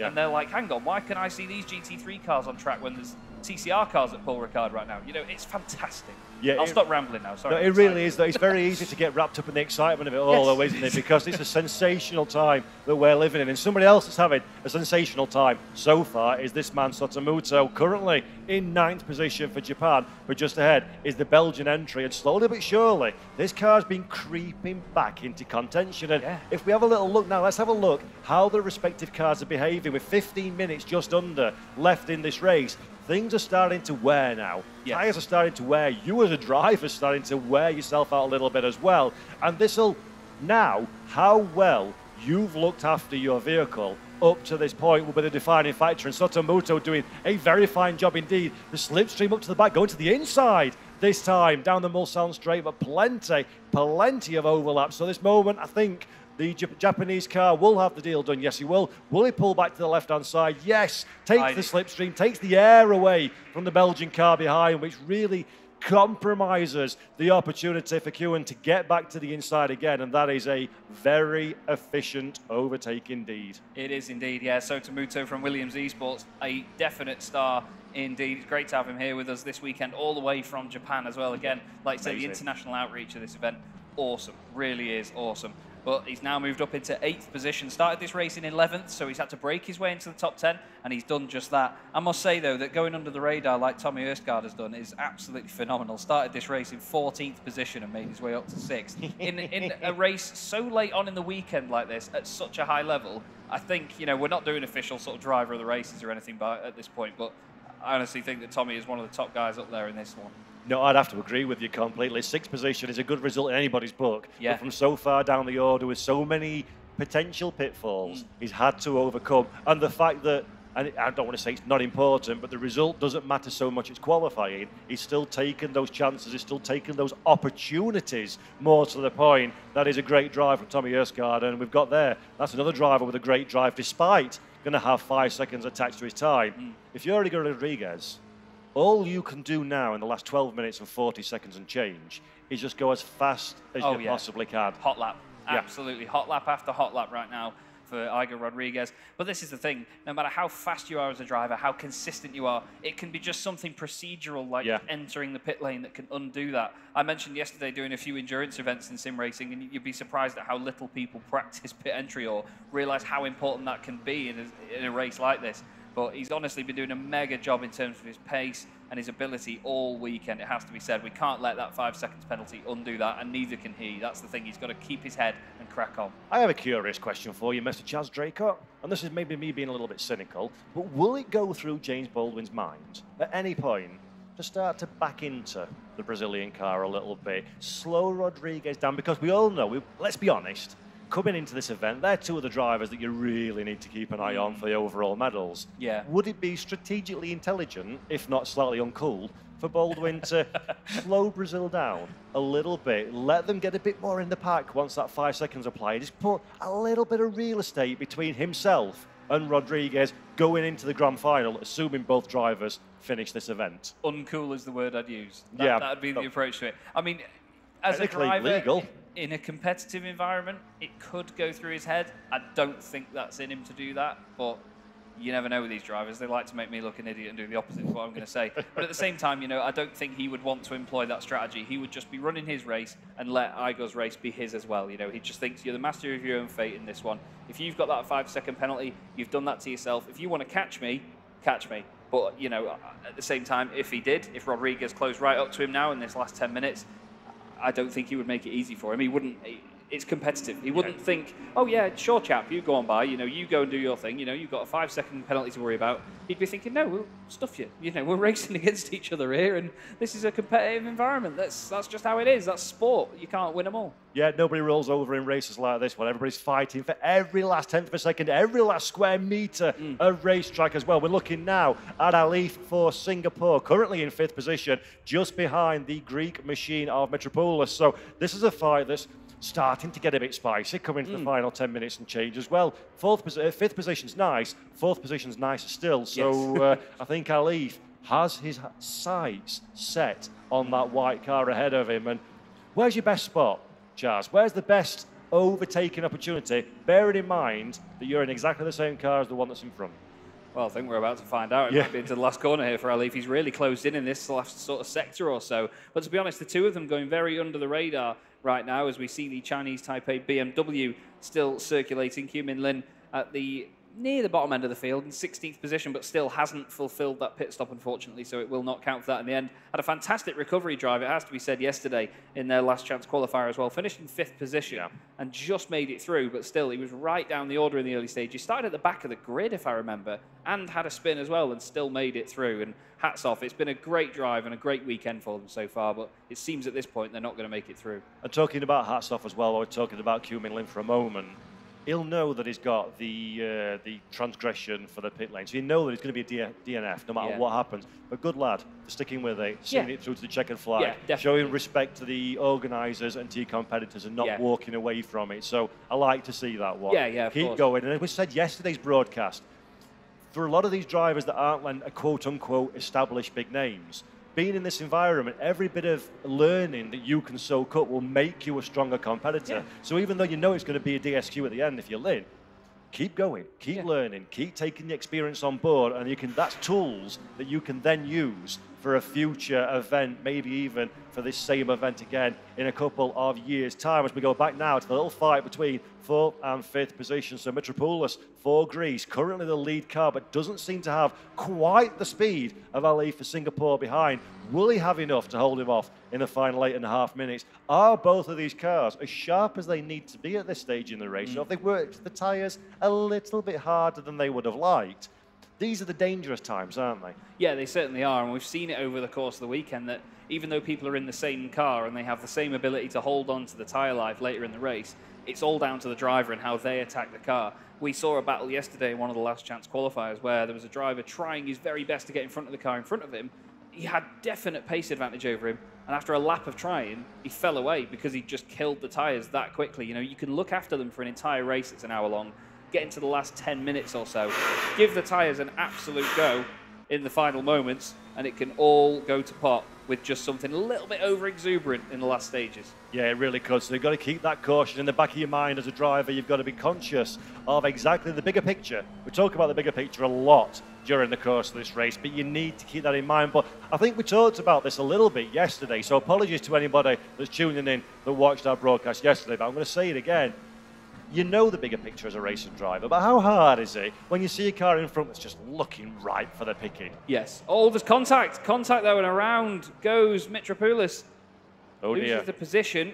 Now, I'm wondering if Alif really cut that corner a lot there and whether there's anything that he has to do to slow down, give time back or what, but that's the thing in this later stage. They have these check-up and pinch points on the circuit, don't they? And we mentioned it before, this sort of chicane section, it's almost like a hairpin going through there. It's not personally a favourite part of the circuit for me either. I'm very, very bad in the slow speed stuff, but that's a scary moment to have. He's still got 5th position, so he's fine, but the bigger picture, that's 2 positions lower down on the grid if it comes to the final. But that could shake him up quite a bit. We can see him on the right-hand side of shot there, just cracking on, getting on with what he's doing, but wow, that's certainly not ideal at this stage of the race. Hopefully we get to see a replay of that one, so I must admit I was looking away from the screen at the time, so hopefully we get to see a replay of that one to find out exactly what happened. The stewards no doubt will be looking very closely at this to see if there's some kind of penalisation that is due at any stage going forwards, as now we are looking at Ben Spanky currently in 10th position, currently the man that is on the bubble for being able to make it through to the next stage of the competition. And there we go, look, that's clever, that's clever. Singapore decided, give that position back just to avoid any possibility of penalisation, and then send it up the inside and have it again. That reminds me of, no, I'm not going to go into that, it's too long of a long story. But still, we have a great battle on our hands, but that is lovely sportsmanship to see. You know, he knew that that's how he got the position, whether it was his fault or not, whether it was just an innocent racing incident. It's nice to see that, and hopefully, obviously, if the stewards are looking at that, they will not give anything out for that, because he's given the place back. And no harm, no foul, isn't it? Yes, exactly. Any sort of penalty that would have been given would have put him behind him. He said, look, I know I've done wrong, look, this is my display of sportsmanship, there you go. And also it's intelligent, because it's quite possible that you can get a 30-second stop and go penalty, and if that happens, bye-bye, go home. Yeah. You're in front, you might as well sit and have a nice baguette and just relax, because you're not progressing to the next stage of the competition. A good one, yeah, exactly. So intelligent racing from the Singapore car to hold on to 5th position, and the key is 5 minutes and change left on the clock. he can still take that one back if he so desires. You put your feet up at this point. You put your feet up and just, well, just chill for the last few laps or so, you know. Just I won't go that far, have I? Well, yeah, chill, quite the maybe challenge. a bit far, yeah. I'll probably get a few shady looks, to be fair, for that one. But honestly, it's been an amazing performance by the guys, all inside the top 10 at the moment. They're still battling, though. Mohamed Alif is just, all he can see in his head is two grid spots. Yeah, exactly. He's thinking, I want to get ahead of this guy, and I want to start ahead of him in the next race, because I don't want to stare at the back of this Greek McLaren anymore, to be honest with you. But they're both fighting so hard. It's a solid defence, it has to be said, from Mitropoulos. He's just doing everything he needs to do at the moment. Here's another inter-McLaren battle as well. This is Banky going down the inside of Kuhn, the Belgian driver. And he doesn't fight him too hard. I think he's maybe going to try and get the cutback, go down the inside here, get him again on the brakes. But no, he's not fighting it too hard at this point. He knows that he's got the car behind him, of course, of the Portuguese machine. Cavaca is right there with them as well. And if he fights him too hard, they could fall into his clutches, and that would be bye-bye final, or au revoir final. Yeah, now you see, I'll never be in this position, not only because I'm dreadfully slow and nowhere near as good as the drivers here today. I don't have that bravery. If I was in 10th place with 3 and a bit minutes on the clock, make an overtake that could go very wrong indeed and end my day. I would not have the guts to do that one. So big credit actually to both of those drivers for A, pulling the pass off in Benk's case, and B, in the case of Kuhn, not fighting in a silly way. And putting himself in the clutches of Cavaca, or even worse, into the barriers. If I felt it was in someone else's hands and they were risking it like that, I'd find his IP address and shut his PC down. I'd be absolutely raging. But that's the thing, you have to have those controlled moments. You have to stay in your own head, think about the bigger picture. One driver that's really had the bigger picture on his mind at the moment, as well as the big red dot on the bonnet of this McLaren, is Sota Muto. He's absolutely on a mission here. Every time we see him, he's closing up behind the car in front of him. He's getting closer and closer to the back of them, and he's making moves. And this is the sort of drive that you need to be able to have. He's looked after the tyres, and he is right behind the Malaysian machine right now of Nakib Aslan. Back to this, though. 5th position, closing in on 4th, and trying to gain 2 more grid spots into the final race. I think we'll have 2 more laps left to go after this one. Just depends how close it is when James Baldwin crosses the line. It's about 1 minute 55 round here. There's a tiny little touch. Somehow they don't bounce off each other as they go through the right-hander, and then we cut back again. More side-by-side action, Paul. This is an epic finale to the race, this. Yeah, brilliant stuff, though. Can Sota Muto pull off the move that we didn't see earlier on? No, he can't. He runs out of space. Great driving from Malaysia as well there to give him no racing room, to allow not a single opportunity for the Japanese car to find its way past. But again, it seems like Sota Muto at this point has a more compliant car underneath him. He's able to rotate the car in the middle of the corner, go one way, go the other. The choice is his. He can move that car around the racetrack in a way that Malaysia just doesn't seem possible. And this feeds in, Chaz, to what we've seen previously. The Ferrari, at the end of the stint, is not a happy bunny, and Sota Muto will know that, and he'll be trying to leverage that into potentially a 7th place finish. Could even say it's not a happy pony either, to be honest with you. It's not quite the prancing horse right now, more cantering as he makes his way around the final couple of laps. I believe at this point, yes, we will have 1 more lap after this one. Sota Muto tries to line it up, but you can see that Aslan sees it coming, although Muto, a little bit later on the brakes, tries to go around the outside of him, doesn't work. But look again, always opening up the corner, getting on the outside on the way in, tightens up the exit, gets alongside him on the right. They're so close to making contact as they make their way into the next chicane. He's going to be later on the brakes, and Sota Muto gains another spot. There's a little bit of a tap, though he runs wide. Lovely stuff, Paul, but can Aslan come back at him? Yes, he can. Sends it back down the inside. He's done it. Oh, there's contact between the two. He goes hot into the corner. Sota Muto keeps his head. He's round the outside. He's giving him a bit of a finger wave. I'm going for first, says John Cleland sort of style, that is. But now he's going to be in the slipstream, and he's going to have a good run on that Ferrari, Paul. What a moment.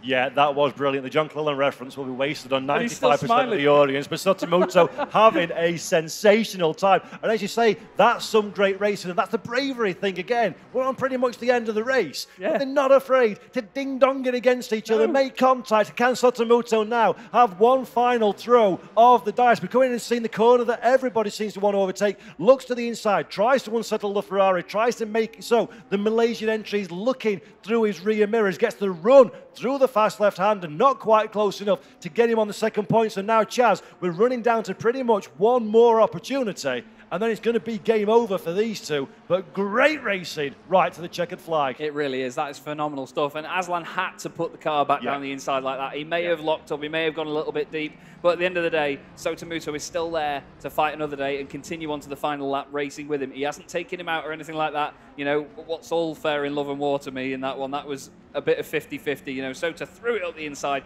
He ran a little bit deep. He was then under attack once again. We're on to the final lap now of the first semi-final here at the FIA Motorsport Games in the Fanatec Esports Cup. James Baldwin leads the way for United Kingdom. Then we have Igor Rodriguez for Brazil in second place. Then Chris Hartevelt in third for the Netherlands. And behind, we still have that battle going on between Mitropoulos and Mohamed Alif. Greece versus Singapore, but what a race this has been, Paul. Phenomenal. Oh, incredible. There's always a danger when you're racing at this kind of level that because of so much at stake, everybody's going to be a little bit nervous, a little bit cautious, play the percentages game, but my goodness me, we think we're doing two touring car races back-to-back at this moment in time because there's no need. Everybody's given everything they've got. And I'll say it before we get to the checkered flag, and I'll say it again later on when we're on stage interviewing the winner. Each and every one of the drivers today needs to be proud of themselves because that's a great showcase for e-sport racing and a great showcase for their nation. Yeah, for sure, and it's had elements of a real-world race that we'd see outside. You know, it's just absolutely phenomenal stuff. It's got the realistic elements of cars coming into their own and drivers coming into their own throughout a race. People having these hero stories of driving through the pack and making progress and others falling by the wayside. Here is Sotomuto once again on the back of Aslan's Ferrari. Maybe give him a bit of a tap there on the way through, but still going through on the left-hand side. Round the outside again, Paul, is he going to make it work? Oh, I don't know. Can I open my eyes? Can I open my eyes? Can I open my eyes? Sotomuto goes for it on the outside, then cuts back to the inside again in a moment. Again, that car really working well for Sotomuto. He has the inside line, but meanwhile, James Baldwin takes the race victory, the FIA Motorsport Games Fanatec Esports Cup semi-final #1 for the United Kingdom. A sensational race victory for James Baldwin. Never looked troubled at the front of the field. Igor Rodriguez crosses the line in second position, but he's got the 5 seconds to be added to his time. And rounding out the podium finishers is the Netherlands and Chris Hartevelt. But back now, Jazz, to this battle between these two that's going on and on. There's cheers from the audience behind us, and Sotomuto does not have the real estate to get the job done. Lovely stuff, absolutely lovely. And somehow Aslan holds on ahead of Sotomuto, but what a drive by the Japanese driver.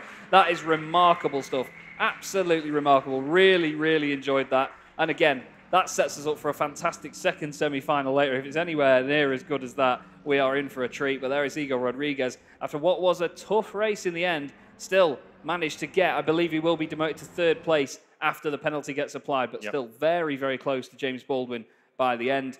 And boy, oh boy, do we have a fantastic prospect for a final after this one. So, Paul is going to make his way up to the stage, and he's going to have a chat with our race winner in just a moment. But wow, that was exactly what we wanted. We really want to set this final up with some mega excitement.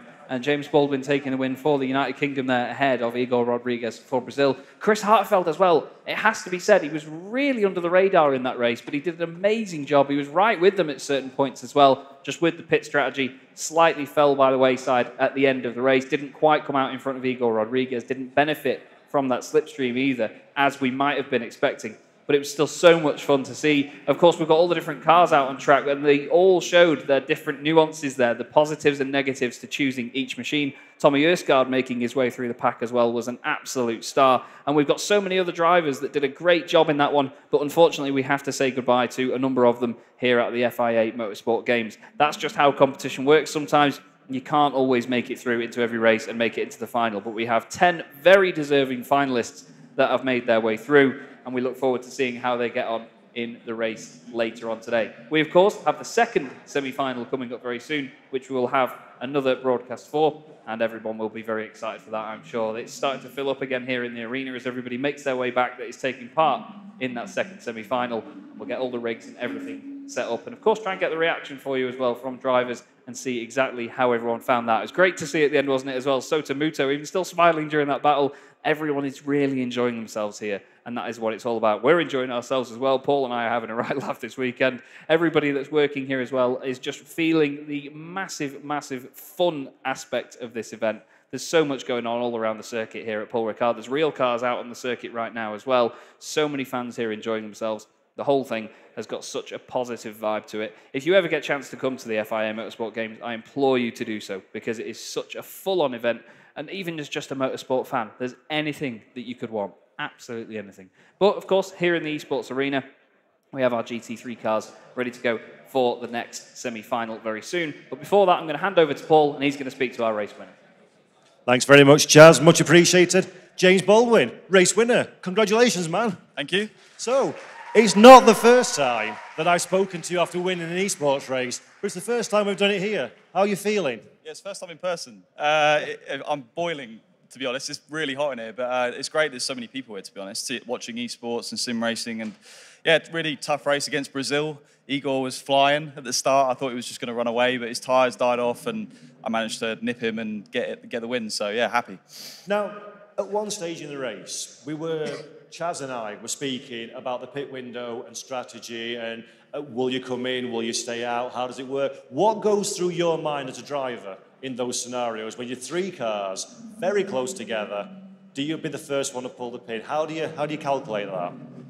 Well, it's different every time, but in this scenario, whoa. That's better. Yeah, that's better. It was really cold, so if I boxed early, my tyres would have cooled down and I would have been slow on the outlap. So I thought I'll extend the stint to as long as possible. And I was really surprised at the pace at the end compared to Igor. And Chris was really quick as well for the Netherlands. So, you know, it's not over yet. The final's later, so it could be completely different. So, yeah. Now, obviously it's quite warm in here, but you've been working hard. You look like you've been working hard as well, and you're used to driving real GT3 cars, so you know what hard work's like. How difficult, put everybody here and everybody at home in the picture, how difficult is it to perform in this environment? Really hard. Like, when you do months of, like, in your own, like, bedroom, effectively, with no one watching, there's, like, there is pressure, but it's a different kind of pressure. When you're here, like, if you make a mistake, I'm touch wood, everyone can see it. So, yeah, it's different. It is hard. I've had a few of these events now, so I'm sort of getting used to it, but it's really good fun, though. It's really good fun. Well, you drove absolutely fantastically. And before we let you get off and have yourself a well-earned drink, just a little word on your rivals as well. I mean, I know obviously you have to concentrate on your own race, but I can certainly say from Chaz and I's perspective, there's been some sensational racing. It's great to see so many people representing their nation, isn't it? It is. And as I say, Igor from Brazil was flying in qualifying, and yesterday and today. Chris as well is right up there. Greece are really quick. Czech Republic are really quick in the other heat. Japan. So there's it's a really competitive grid. So yeah, it's going to be tough later. So I need a good lunch and that, and then come back and try and win it. Well, James, enjoy these words. James Baldwin, race winner at the FIA Motorsport Games, Fanatec Esports Cup. Thank you very much, Baldwin James. Thank you.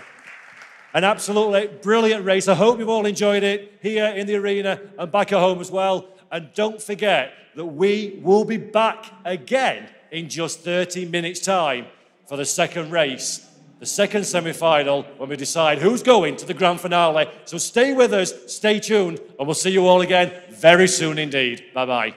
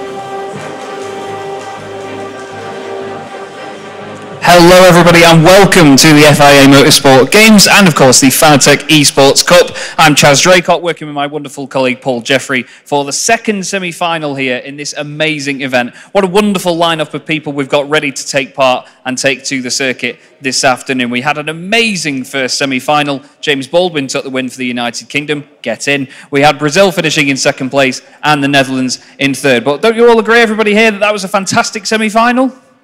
Yeah? It was absolutely phenomenal.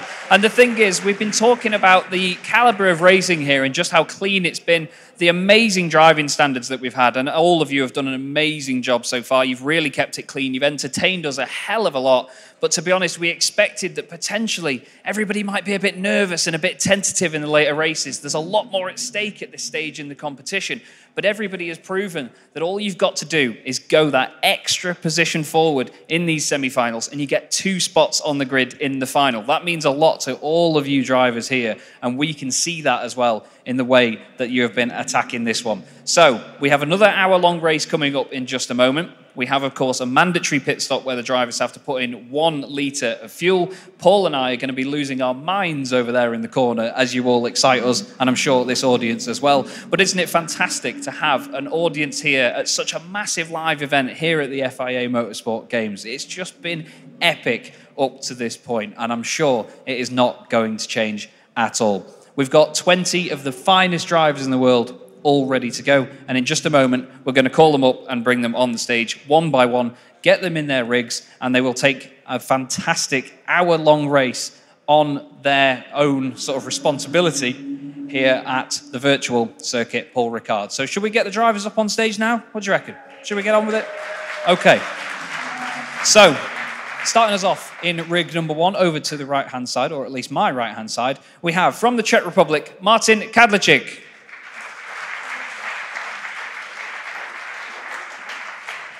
Over to my left-hand side, a driver that started at the back of the grid in his heat, started in the pit lane and still put on an amazing performance. Please welcome from Indonesia, Presley Martono.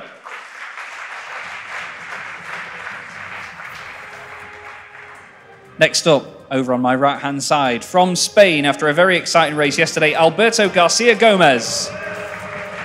Very big cheer for Alberto. Lovely to get the audience reaction as well. It really hypes the drivers up. Next up, lovely man from Poland, Marcin Swiderek.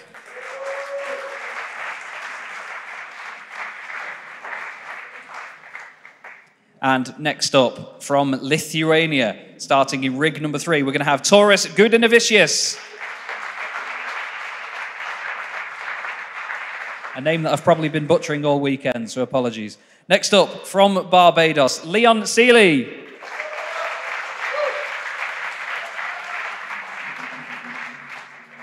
And making their way over to rig number 4, from Australia, Philippa Bukida.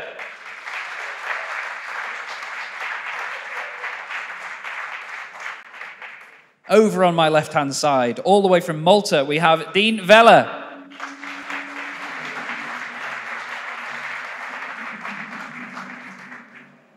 And give it up for one of the Scandinavian sensations here this weekend, Mikkel Gade from Denmark. Very big cheer from over there for him. Big thumbs up as well. Next up, from Croatia, we have Mihail Matica. Made a fantastic recovery drive in his earlier race in the weekend. And our next driver that's going to make his way over to my right-hand side here, all the way from Hong Kong, China, Jonathan Wong.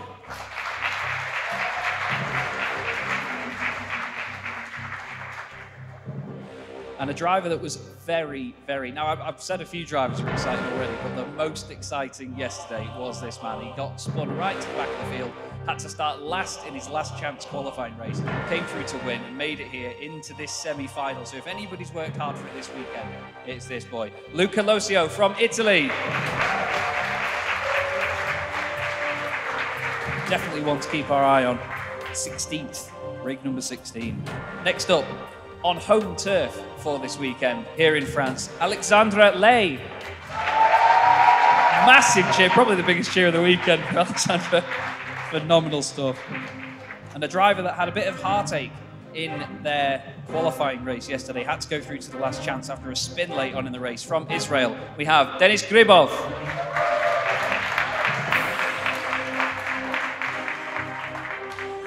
And next up, the driver from Turkey with the name that Paul and I have stumbled over most of the weekend, Ulas Ozyildirim.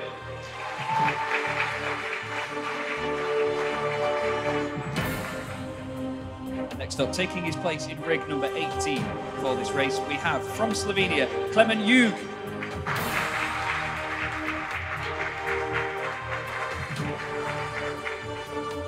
In rig number 9, over on the right-hand side, or my right-hand side of the stage, I'll get it right one day, from Sweden, Mikael Sundström. Big support and standing ovation and everything. Swedish flags. You've got to love that. You've got to love that. But this is the thing, having everybody here like this to support the drivers is what it's all about. Having everyone here, not just from a driving perspective, but the support as well, friends, family and teams, it means a lot.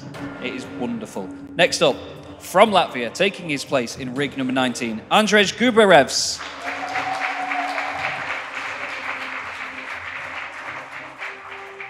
And we make our way down the list to rig number 10, from Germany, Konstantin Scharf. Someone can whistle back there. That was very loud. And last but by no means least, from Andorra, a driver looking to make his way through the order and certainly move forwards in this one, Octavio Araujo Pisco. So all of our drivers are now in place. They're getting into their rigs, they're getting prepared for this race. A lot rides on this. This is going to sort the even grid positions for the finale of this entire event here, the Fanatec Esports Cup at the 2022 FIA Motorsport Games. I am certainly very excited for this one. There's a lot of people packing this place now. Are you all excited as well? Yeah? Let's get on with it then, shall we? What I'm going to do is I'm going to hand over to my wonderful colleague, Paul Jeffrey, over there in the commentary booth. I'm going to make my way over as well. Hope that I don't fall down those stairs, and I'll see you in a sec. Great stuff. Thank you very much, Chaz. Much appreciated. And as we say, welcome back. It's been a very short break. We've got 20 fresh drivers in their rigs preparing to go motor racing. And we're going to find out which 10 will progress through to the next stage of the competition.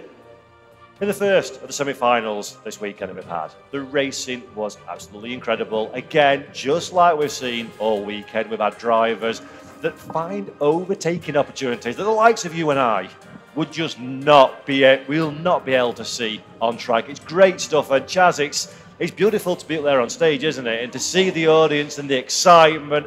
And did you feel the same as I did when I went up, that you can feel the tension radiating off of those drivers, can't you? Oh, there's always the phrase that looks can kill, but honestly, everybody looks so excited. You know, you get to see everybody's eyes. You can look them in the eyes from up there, and it's amazing. It's great to be here on the stage, and I'm very grateful for the opportunity to do it. It's loads of fun. But honestly, seeing everybody's reaction, seeing the cheers that the drivers get as well, that means so much, not just to them, but us and the organisers of the event as well, that there is so many people behind all this. They're really backing it. And well, we've got another semi-final on our hands now, mate. And the driver list that we've got for this one, as announced there, it is a cracker. Yeah, it really is. And it's fair to say, and we've said it a few times, but I want to make an explicit point for all concerned. Every single driver, from the person that wins this thing outright to the person that's classified at the last in the standings, can be so incredibly proud of themselves. Proud of themselves that they've been selected by their national governing body to represent their nation.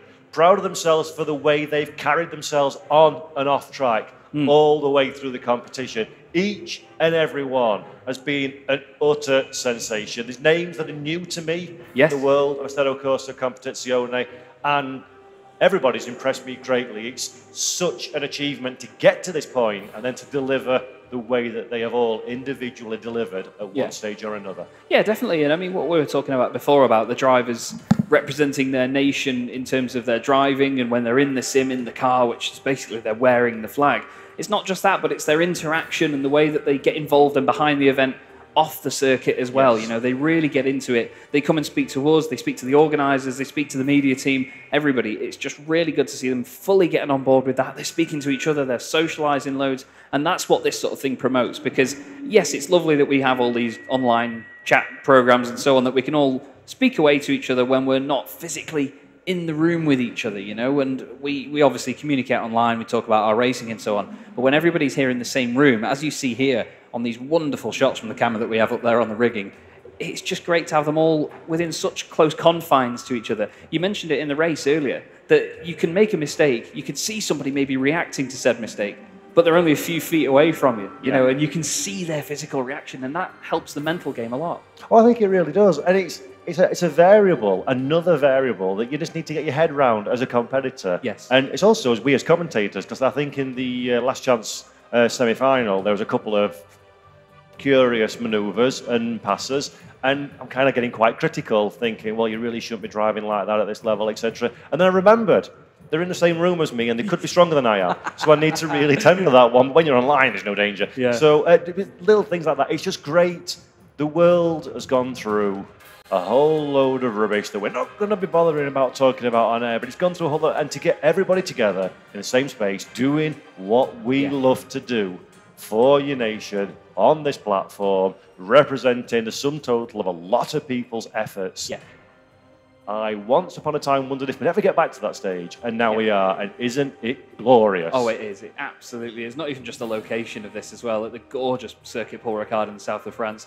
It's just amazing to have a hall as beautiful as this. The guys have outdone themselves with how they've set it up, and it really shows the prestige of an event like this, just how much it means. And you mentioned the efforts behind the scenes there as well. You know, there's families, there's teams, there's people that have sort of not necessarily sponsored financially, but they've sponsored these drivers and pushed them forward. They've had to go to their sporting committees of their countries to get this done as well, to say, look, I want to do virtual racing. And years ago, people would have gone, you are? They would have turned their nose up at that. But what the COVID pandemic did was actually put esports and sim racing in the limelight, and it's helped it massively. And events like this now can only get better because of that as well. And let's not forget as well, these people that have arrived today, they've taken time off of work, taken time out of education, taken time out of family life or whatever, to take a good chunk of time to travel all the way here to France, the south of France, and compete in this one. So it's a massive emotional and physical undertaking before you even get out there and start racing, isn't it? Yeah, it is, absolutely. Just the work that goes in just to get here is absolutely monumental, and it's just great to see that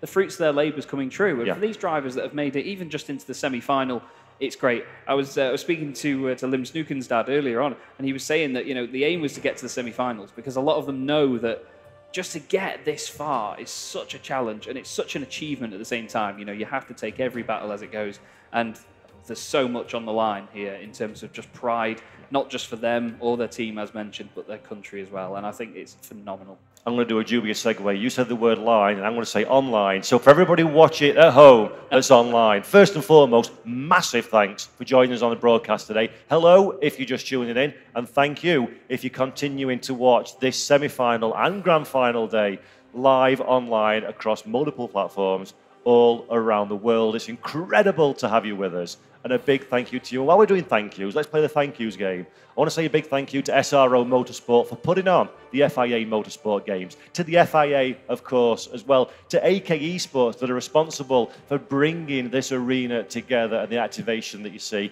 and a Fanatec as well, of course, the sponsor of the Fanatec Esports Cup that we're doing right here and right now. And then to Kunos Simulazione, who create the Assetto Corsa Competizione platform. I've seen a few of the team from Kunos are here as well, yes, so it means something to them as well, this kind of competition. It's great to see their platform continuing to be used at the top level of esport. And it just goes to show, doesn't it, Chaz, there are...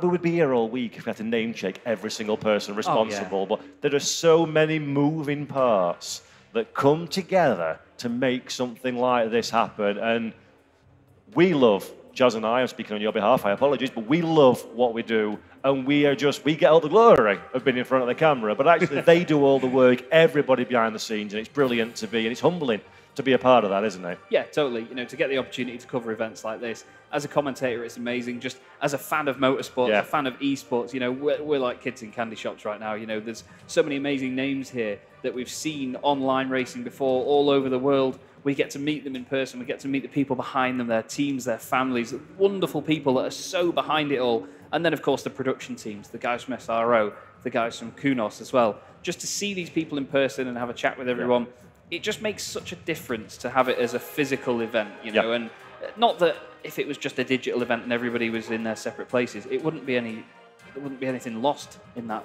massively, to be honest with you. But having it here just makes you realise, I should say, how special an event like this is. And it's great to put face to names.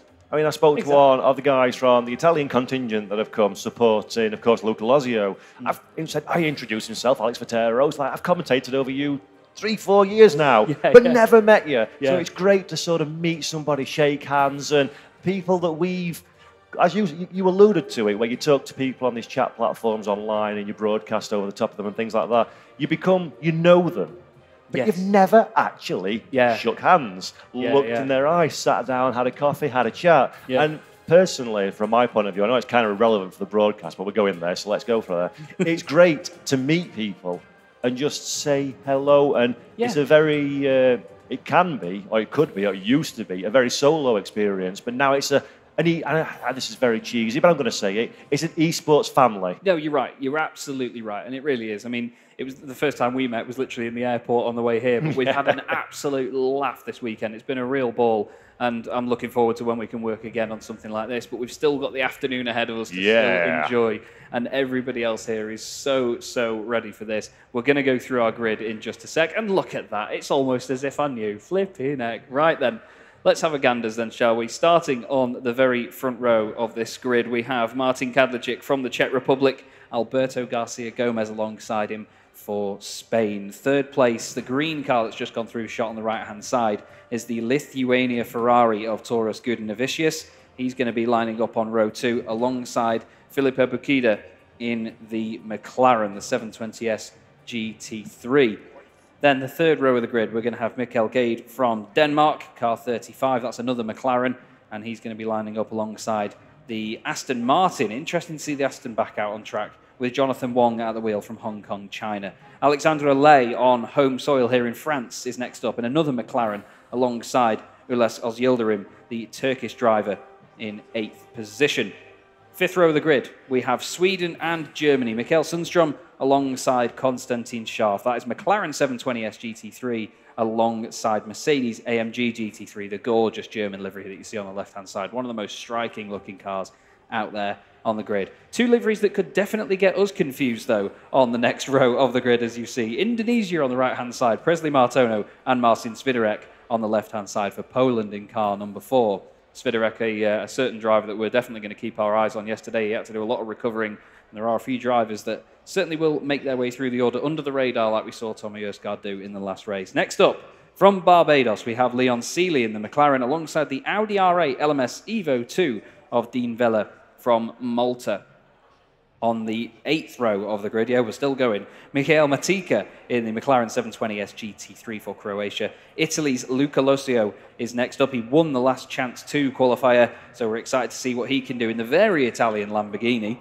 Next up, the penultimate row of the grid is Denis Gribov from Israel alongside Klemen Hug from Slovenia. Then at the back of the grid, interestingly, 2 red Porsches. We have Andres Gubarevs from Latvia and Octavio Arajo Pisco from Andorra. Interesting to see that the Porsches are at the back there, because we realised that they were pretty good at looking after tyres later on. So could we expect some progress from them, Paul? Yeah, absolutely. I think anything's open to happen in this race. We've seen it so many times that absolutely anybody can be in contention for the strong positions. And again, anybody who's joining the broadcast and didn't catch the earlier race, first and foremost, you missed out a cracker, so I dare say you should go back and watch that one later on. But the aim of the game, what is happening in this race, what needs to be achieved by these drivers, is a top 10. They need to finish in the top 10. Why? Because that gets them into the grand finale later on this afternoon. However, the higher you finish in said top 10 will dictate your starting position for the next race. So you want the top 10, you want the ticket in at the next stage, but you want to be able to finish as high as you can to make your job, easy is totally the wrong word, but a little bit more straightforward. Yeah, definitely. I think, to be honest with you, it's such a pressurising environment. There it goes again. I just have to say it. I can't avoid saying it. But honestly, there is a lot riding on this one, and having that final push to get into the final is actually going to inspire some drivers more than put pressure on them and have a negative effect. A lot of them thrive in an environment like this where they can push forward. And that's exactly what we're going to be keeping our eyes out for. Yeah, absolutely. So, a little bit of a quick housekeeping for anybody that's new to the world of the GT3 racing that we have here at the Fanatec Esports Cup in the FIA Motorsport Games. This is a 60-minute race. There is a mandated pit window of 10 minutes. You'll know when it's open because it will come up at the top of your screen just under where the time and the fact that we're in a race is showed. That is for 10 minutes. During that pit window, every driver will have to stop and take a minimum of 1 litre of fuel. Not necessarily, they can take tyres if they wish, although that has not been the way to go that we've seen this weekend. You'll know when they've made their stop because the little orange marker that says 1 next to it, Chaz, on the timing stack will turn green and the 1 will disappear. What happens if they don't make their stop during that mandatory pit stop window? They will basically get a drive-through penalty. Or, oh, they stop, go 30, or similar. Yeah, exactly. A penalty. Yeah, so you've got to do it. You've got Yes, to do it. They'll either yes. be disqualified or receive a time penalty. So I'll put you on the spot there, man. Sorry. It's all right. But It's all good. So you've got to stop in that mandatory window. Now, if you come down pit lane, but you don't put a minimum of 1 litre of fuel in, so you stop, change tyres, do everything else, but not your fuel, that's not served the requirement. Exactly. So you've got to follow the rules Yeah. in order to be able to see whatever result you come up with at the end. Yeah, it looked like we had a tyre that took drivers. No, a driver that took tyres yesterday, but not fuel at the same time. So we had a bit of confusion over that as well. And to be honest with you, there have been a few drivers that have missed the window even at the end of the race. We've seen that they've still had that little orange mark there that they haven't fulfilled the requirement. So it's certainly not the easiest of things to keep in mind because you can get so wrapped involved in racing and just going lap after lap as hard as you can that it's very easy to sort of let that fall by the wayside and let that be just an academic rule in the back of your head, especially pit lane entry as well, which has caught a few people out, that is for sure. Exactly, and that does attract a penalty. If you go full foul of pit lane entry and exit and go across the white line that dictates the entry or the exit off pit road here at the circuit, Paul Ricard. But let's worry about those things a little bit later on because, ladies and gentlemen, boys and girls, everybody at home and in the arena here today, we are about to go racing for the second time. This is the FIA Motorsport Games 2022, the Fanatec Esports Cup semi-final number 2, and we're about to go racing in a few moments' time. There we go, the red rise, the cars get started, the cheer from everybody in the arena, and we are going for the rundown into the chicane at T1. The Czech Republic and Spain are side by side, but that is a great manoeuvre by the Spanish team there. Australia, Filipe Bakida holding on to third position, and there's contact further down the running order. 2 or 3 cars going off in avoidance as well as we're 3 wide, and everybody's scrabbling to get back on the racetrack. That was Goodnovicius that went off. He got turned. There were 3 wide, and I think it was Wong down the inside. Oh, there's a car way off. I think that was Singapore. Oh, sorry, Indonesia. Apologies, Presley Martona. There's more cars going off as well, more contact. But Marcus going flying, bouncing off Svidovek's car. This is certainly a lively intro to this race. There's people going mental in the stands here behind us. It's fantastic atmosphere. But boy, oh boy, it was a little bit messy at certain points there. I think the Turkey machine has dropped down as well, right to the back of the field. Looks like he's about 4 seconds off already after the first sector. But wow, the shouting and screaming and everybody getting right behind this to begin with. But yeah, Torres Goodnovicius was on the outside through turn 2, got a little tap in the rear and off he goes. But look at this already. Is that Luca Lucio? Oh, massive drama. There's shouting and screaming in the background as well. Everybody's getting really invested in this one. But there we see the Denmark car as well. Someone's off the racetrack a little bit further up as well. That is Luca Lucio in the Lamborghini, rejoins the racetrack. So no harm, no foul there as our 2 race leaders side by side. The Spanish entry driven by, actually going round the inside again. So Spain just about holding on from the Czech Republic. I thought that was a done deal for a moment there, Chaz. But he lives to fight another day. So things are happening faster than I can talk, and I can talk quickly. Yes, it was Alexandra Lay in the McLaren that was off on the exit of the corner, and drivers just having to go this way and that way to try and avoid them. We look here at the Latvian machine side by side with Malta. There's nearly contact. The Audi just squeezing them to the inside there. That was the number 32 car. Get the job done as well. That is the number 25 machine, Sweden. Mikael Sundström off the road. Must have had contact somewhere to suddenly spit itself around like that, but Dean Vella in the Audi was certainly squeezing away. Look at this, there's cars everywhere. We've got Goodnovicius here, side by side with the Andorran Porsche of Octavio Rojo Pisco. They're moving around, there's cones dropping out of the sky. It's certainly making a good cameo, that's for sure. But round the outside now, with a lot of work to do. Lithuania's Goodnovicius just pushing the Andorran Porsche out wide. He makes a save one way, then the other. The McLaren nearly goes into the back of him.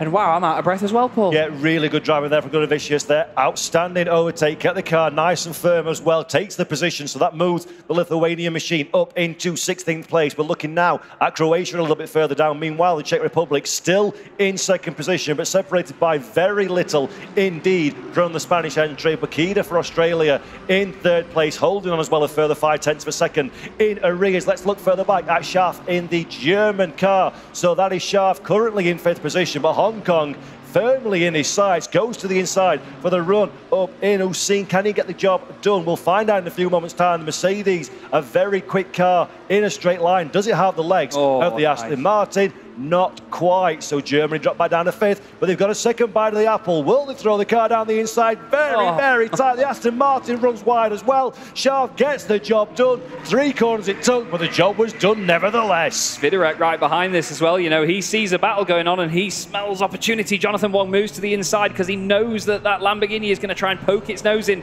and make a move back down the inside. Look at the run that Wong gets off the corner, but he's got nowhere to go. There's no point in trying to swing around the outside of the Mercedes because all he'll do is get swallowed up by that Lamborghini. Aren't GT3 cars menacing to look at when they're chasing you down as well? The Aston Martin, one of the most beautiful cars in the world, it has to be said. Maybe that's just me being British, but still, there's a fantastic queue behind them. Can I just point out Luca Losio? Started 16th, he's 8th. Outstanding from the Italian driver. The number 3 Lamborghini, 8th position, as you say, but this fight currently headed by the German Mercedes at the front. There we go. That's Marcin Federek trying to go down the inside of Jonathan Wong. Doesn't quite have enough room into the first sector. Drops back in. The Lamborghini behind the Aston Martin. We've got Denmark for company as well. And that man that you said, Luca Losio, at the back of this pack. Closing. He's got his sights set on moving much further forward before this race comes to a conclusion. And all of this means that the top 3 can break away as well. We've got Alberto Garcia Gomez leading the way for Spain. Second place, Martin Kadlecic for Czech Republic. And then third position, Filipe Bakida has moved up into 3rd from starting 4th in this race, doing a wonderful job right now. And they've got a good 3 seconds over this battle behind them as we look at Jonathan Wong trying to stay in the slipstream of that Mercedes. Here is a quick look actually at Kadlecic, and he's only a couple of tenths behind Garcia Gomez at this point. Now this is again the same situation we had in the first semi-final where the top 2 are a little bit further away from everybody else.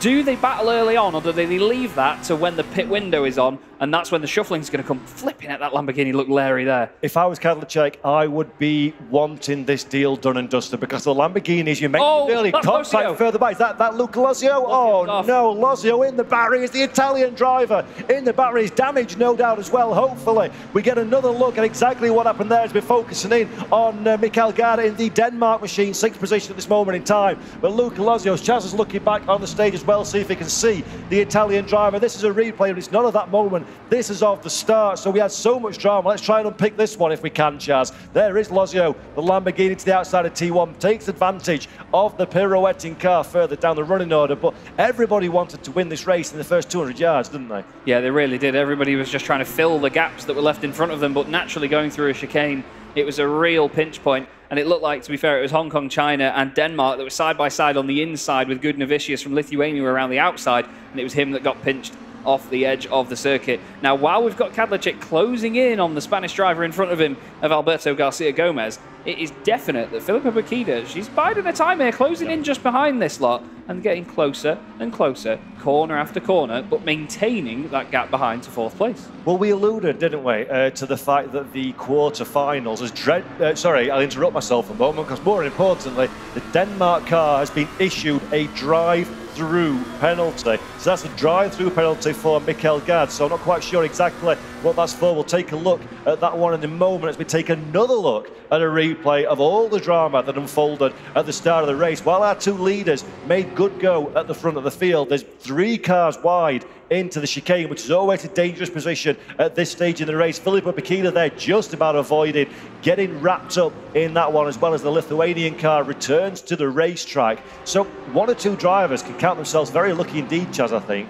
that they didn't get wrapped up in all that commotion and excitement, shall we say, I that think the positive way of looking at it is definitely the word excitement, it has to be said.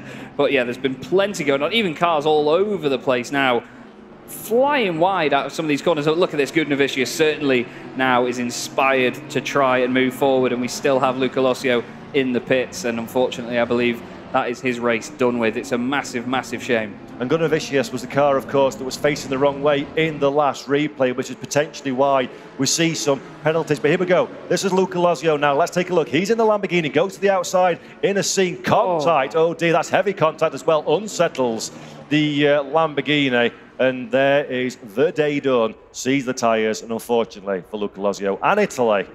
And well, bye-bye. Well, Denmark have had a drive-through penalty for that as well. Actually, that was the contact. He moved over on the left-hand side at the end of the straight, and that's all it took to unsettle the Lamborghini. Now, we've been talking all weekend about the fact that it's a very leery car. I mentioned it even just a moment ago in the form of our race leader having a moment, but that's all it takes to unsettle it. Throw it one way, then the other, and it's got that pendulum effect of the rear end and all the weight back there, because that's where the engine is, and it can be such a fast car if you've got the right hands at it. And I mean, we saw Lozio, in his last chance race. Amazing. But there, we see the proof in the pudding. And that's what's really upsetting for me as a commentator as well. I was looking forward to seeing if Luca Lozio could do anything about his starting position and unleash some of the pace that we saw just yesterday. Right, we're riding on board with Kadlecek in second position at this moment in time. Car number 57 for the Czech Republic. Just in front of us is the Spanish entry, our race leader, Lamborghini versus McLaren. The Lamborghini has the legs in a straight line, but as we've seen many times already, is a very unstable car in the corners.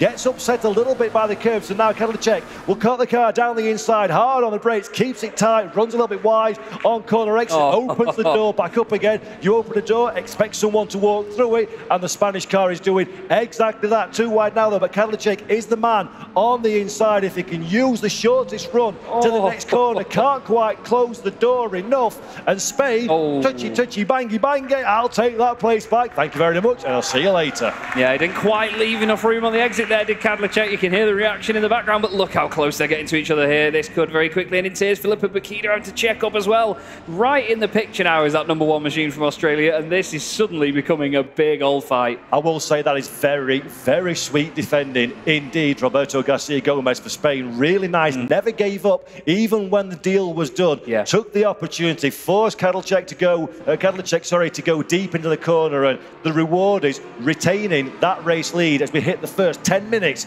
of this second semi-final race of the Fanatec Esports Cup here at the FIA Motorsport Games. And I like excitement, so I'm enjoying myself a great deal. I am as well. That was great. We're bopping around here on the stage, but to be honest with you, look at this queue of cars that we've got, all wanting to take that 10th place away from Malta. They're trying to get ahead of Israel, but then behind them we've got Slovenia, Lithuania, Croatia, Turkey, and then Andorra as well, another 2 seconds back from them. So the queue is just going to get longer and longer, as long as, get it, they all slightly hold each other up by just checking up that bit, holding back, maybe not making a move straight away. Interestingly, Israel and Malta are rocking the Audi R8, which is a car that we've not seen, particularly at the pointy end of this race, any time over the course of this weekend. So it's a little bit, it's an unknown as an esports competition can be, because obviously, as we've mentioned before, all of these drivers are very much well versed in the strengths and weaknesses of the cars. As we're actually seeing now, there is an overtaking attempt further down the order. So that is Malta in 10th position. Latvia having a look up the inside as well. So another toe-to-toe as we come in to see favourite corner. Slight contact maybe between the two of them. But big contact between the two in the second part. So Malta exit stage left. And that is a massive, massive problem for Dean Vella in the Malta car. And then a secondary contact as well coming back to the racetrack. So Vella had a bad day, it's getting worse, and now it's an absolute nightmare. Yeah, Pisco there just getting past in the Porsche, and it was just insult to injury, that for Vella. He's got to try and keep his head now. You see him shaking his head as well, and knowing that he needs to get back into the rhythm. But this is the lead battle still going on here. Kadlecek trying everything he can to get past the widest Lamborghini in the world. Alberto Garcia Gomez doing everything he can, cuts back in front and says, no, look, here is the proof in the pudding that you are not in front of me. Meanwhile, Filippo Bacchina's got the best seat in the house for this battle, but all the time, she can just wait there and just sit behind them until the pit window comes around, play the long game. There we see Luca Lozio, unfortunately, exiting the stage. That is a very bitter, disappointing end to his campaign here at the FIA Motorsport Games. Yeah, it's a real shame for Lazio there as they exiting the stage, quite literally, for this competition. So he's been giving great entertainment, great value for money, and a fabulous representation of the Italian nation. So well done to Luca, and it's a shame it's ended this way. Now, what are we having a look at here? This is the first of not one but two contacts for the Maltese car. So he's down the outside, coming to scene. That's a famous one. I said in the live pictures, it felt like the touch, but not quite. And then the second part, the Audi, not quite as powerful off the corner. The Porsche catches, and the Audi's unweighted at that stage. It's on the actual edge of adhesion, and then when it rejoins the track, that wasn't the most spectacular bit of driving coming back on the track, fortunately. But they were mitigating circumstances because the other two cars were side by side. Well, I think they might have even made a bit of contact before that as well. I think Pisco wanted to move over to the right to try and avoid further contact. Unfortunately, turned across the McLaren. But the interesting point there was that the Maltese car was not running anywhere near as wide as we've seen people go. They've got those three markers. Oh, no, that's a big off. That's Hugh for Slovenia. Off into the barriers. That's the BMW flying sideways. He's come all the way through from 18th on the grid. This is getting very, very scrappy here, but this is the thing. It's the last race that we've got before the final. People know they're up against it. It may just be equal in terms of the semi-final that we had earlier, but it's just later in the day. People know that the time is literally ticking on them. That's very close as well between Filippo Bukida and Kadlacik in front. I was going to say on the edge of my seat, but I'm not even sat on one, but if I was, I'd be on the edge of it. Well, I'm going to ask you, it's become a bit of a habit now so far today. I'm going to ask you another question, Chaz. Question time with Paul. Question time with Paul, indeed. You are Filippo Bukida, and you're in third position. You clearly have the pace to relatively easily keep with the two cars ahead.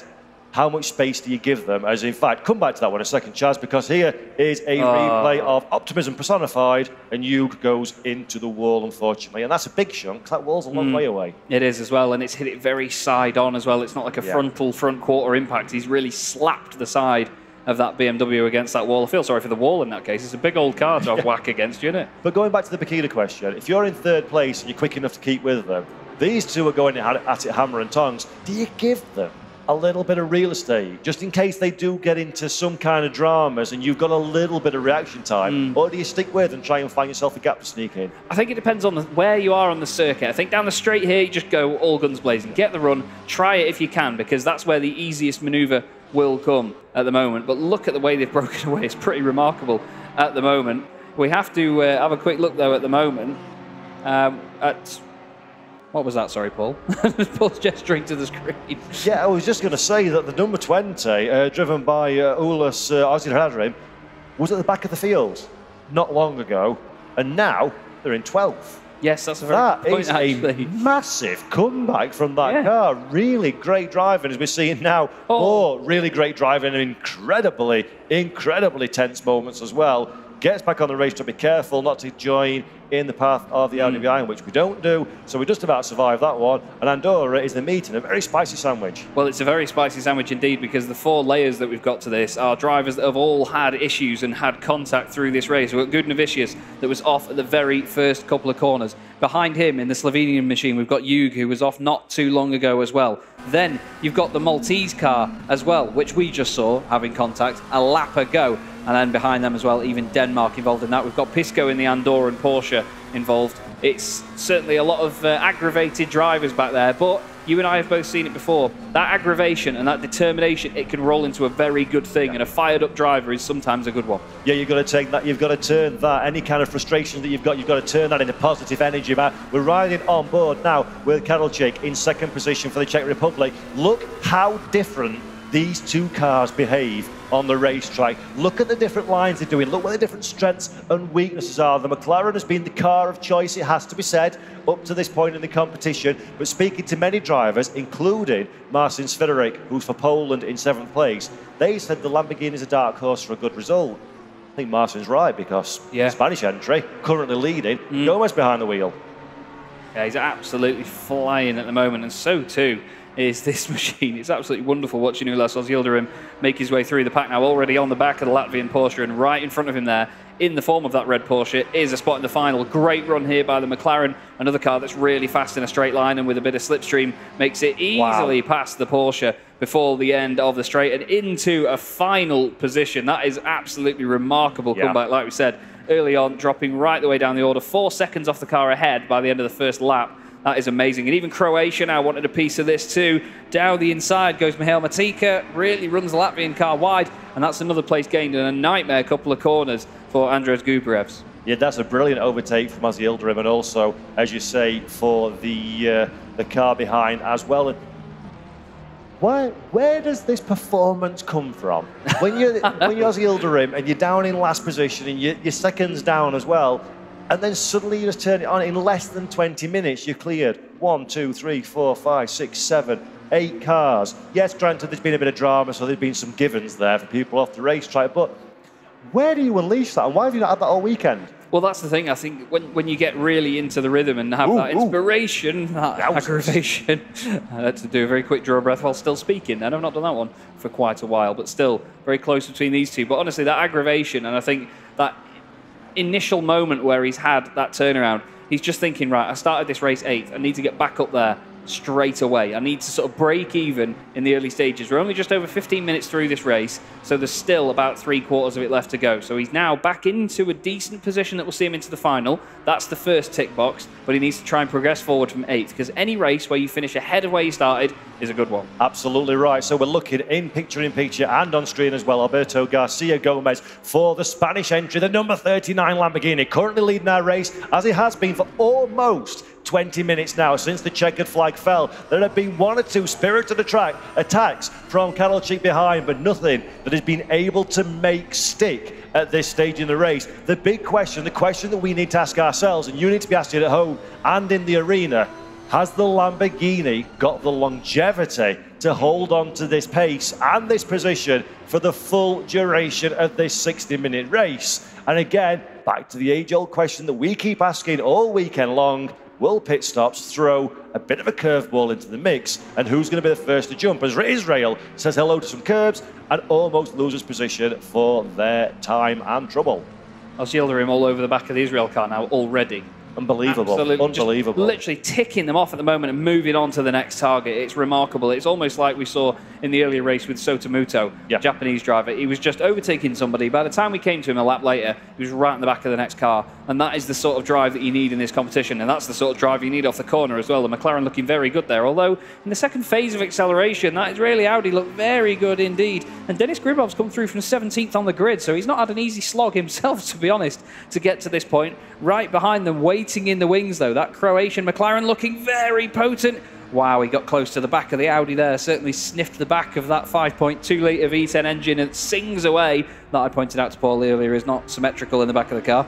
But the three of them together, this could be very, very spicy if it does back up and check up a bit, especially at pinch points like this here, Paul, because this is the danger zone, isn't it? Yeah, and while these two are concentrating on each other, Matika will be absolutely loving this one. He's a very, very fast driver, the Croatian, expecting him to have a very strong result indeed come the checkered flag, and Matika can see 1, 2 positions into the qualification places he needs to be. So he'll be happy to let these two squabble out. He knows that the car ahead, the fellow McLaren ahead, is a very, very fast car. So he's going to watch, he's going to see where the mistakes are made, he's going to see where the opportunity lies, where the car is stronger than the Israeli Audi, which now we can see once again at the end of the Mistral Straight.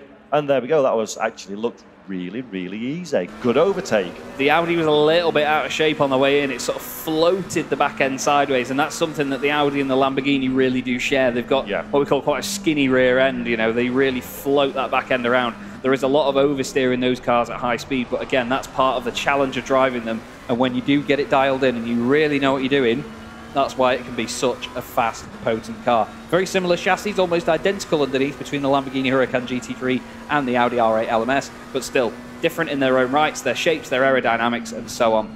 But right now, we've got a great view of the Lamborghini in front of us, or we did have anyway, from the Spanish machine leading the race. Now, Kadlecic and Garcia Gomez have started to break away here a little bit from Bukida, and that's important for them, especially for Kadlecic, because what it's going to do is install a bit of confidence that he can have a little nip here and now, just have a bit of a nibble on the back of that Lamborghini, try it every so often, and not be absolutely hounded by the car behind him and risk losing a place in the process. Oh, we've seen that, haven't we? So many times this weekend where you've gone from being the attacker to the defender. Yes. You've had a little half manoeuvre or something's not quite worked out or you've tried a different line to see what it pays and all of a sudden you're swarmed by 1, 2, 3 cars behind you and you just cannot afford to be in that one because very quickly that becomes a defensive behaviour and that starts hemorrhaging time and then more cars get involved and you're in a bit of a pickle. So at this moment in time, Filippo Bacchida is doing these two a massive favour by dropping those couple of seconds. But again, going back to the question, oh, here we go, actually, Karolczyk down the inside. Out of nowhere. We've seen this one before. He runs deep again. And once again, Gomez goes back to the inside, but doesn't have the overlap he did last time as Karolczyk gets the rear wheels a little bit loose, scrabbling for grip. But he has enough to get the deal done. As they say, he's licked the stamp and he sent it. That was wonderful. I mean, it just came out of nowhere. Yeah, and that's what they need to be, isn't it? They'll surprise your opponent. Yes, it cannot be always a very meticulous, long-term move. Sometimes you have to just lure them into a sense of security, think, oh, he's not having a go at me, I'll just push it a little bit here, and then all of a sudden, bang, you can pounce and attack. Kadlecik's done just that, and I think he's realised by now that's what it needed to get ahead of Spain. And to be honest with you, it showed just how much of an advantage there is when you have that initial inside line. You let it run on the outside, and that's your way of switching from the ideal line in one corner to the ideal line in the next one.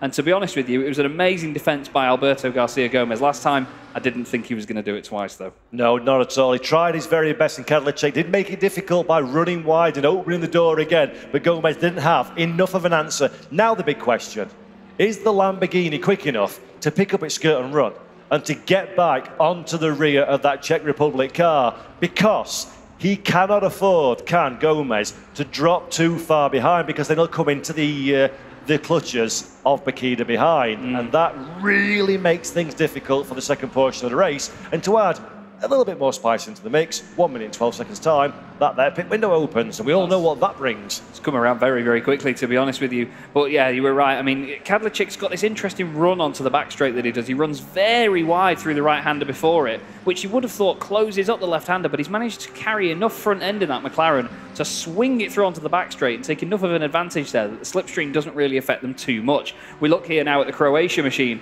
Car number 38, 11th position, chasing down the Audi from Israel. Denis Gribov started this race in 17th and he's up into 10th, just inside the final progressing positions at the moment. He's starting to come under attack now. There's a gap behind them as well, so you'll imagine that Croatia are not going to be backwards and coming forwards, and the race leader's changed again, Paul. Alberto Garcia Gomez has probably said, right, you want a bit of that? Let's have it. Let's dance. Absolutely beautiful, fantastic scenes here at the circuit. Paul Ricard, Alberto Garcia Gomez getting the job done. We asked the question, can the Lamborghini run with the McLaren? And that's been answered in the finest style possible. You can't just run with it. It's overtaking it and giving it a cheeky wave on the way past. That's fabulous. Indeed. Absolutely. Adios, amigo, he says. Lovely. Absolutely lovely. But it's the fact that it happened that quickly that we haven't seen it. It just happened that fast. It's brilliant. Really brilliant. Pit window open right now. We might see some stops straight away. We might see, yes, we do actually, Poland, Swiderek in instantly, within about, well, less than 10 seconds of it opening, Swiderek into the pits. He wants to get that done and dusted. So we'll make a note then. So Marcin Swiderek from 7th position is the first to blink at the pit stops. Barbados gets a 5-second penalty as well,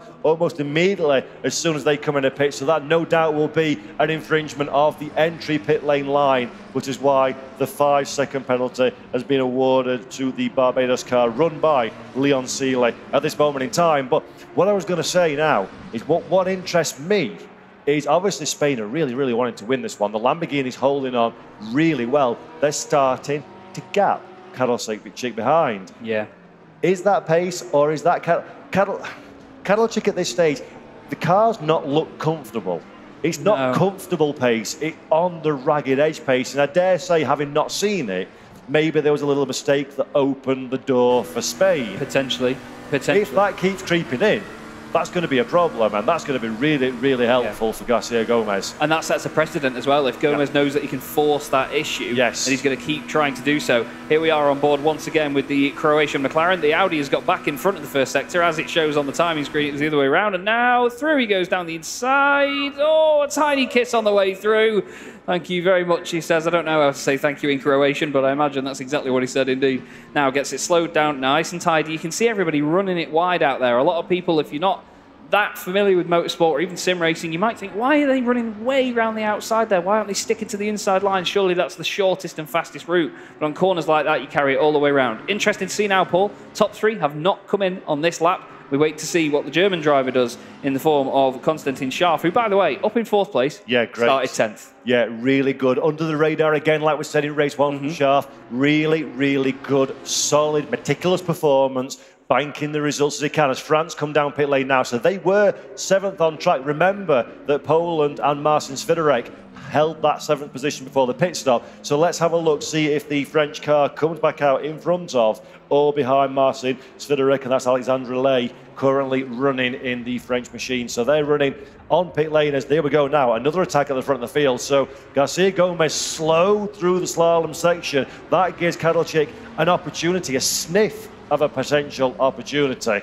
But that Lamborghini sure knows how to go fast in a straight line, doesn't it? Oh, it really does. It's up there with the Ferrari in terms of its straight line pace. It's a very slippery machine.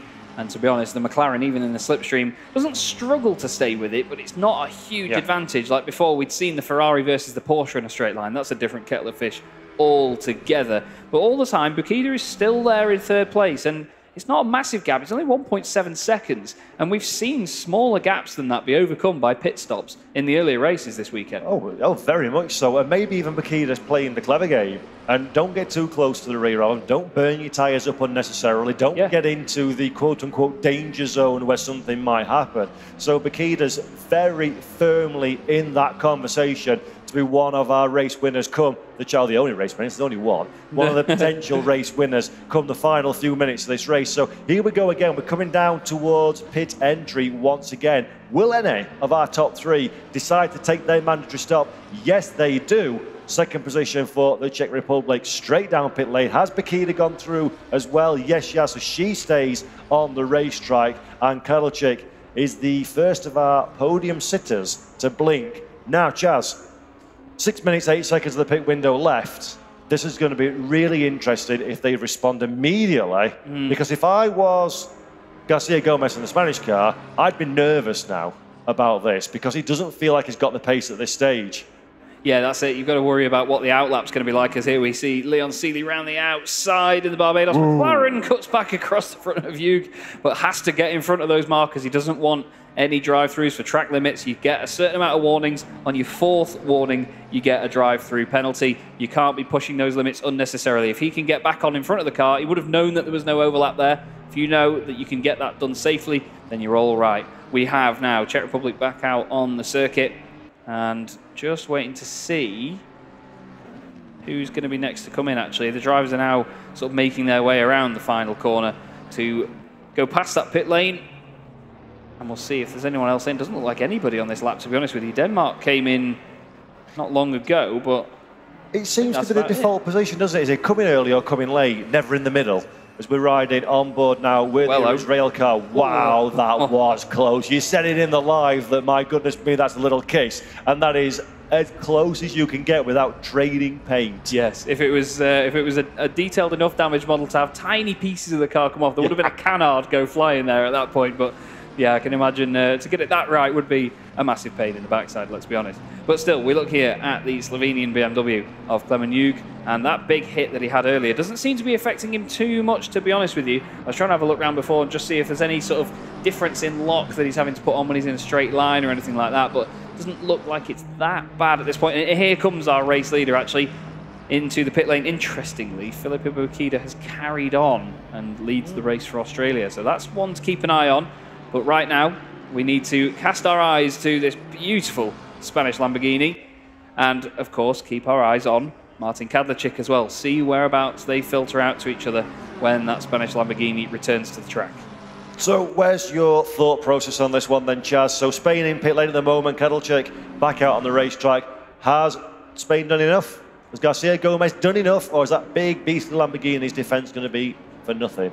I think Kadlečík with open road in front of him, I think he would have done a very strong outlap. He's not had any sort of penalties or anything ruffle his feathers essentially with the pit stop, but we'll have to keep our eye on it and see exactly what the situation is. You can see Spanish Lamborghini dropping down positions now after coming out of the pits, down to 6th place. You can see it on the timing tower. They're going to get closer and closer together. We wait for the 25 Sweden McLaren to come through, which is Mikael Sundström. He goes through and overtakes. Croatia have also completed their stop, come out of the pits. Spain and Czech Republic right together, 0.4 of a second, it seems, between the two of them. Croatia still emerging from the pits. But here is Filipa Bukida leading the race. Big wiggle through the right-hander.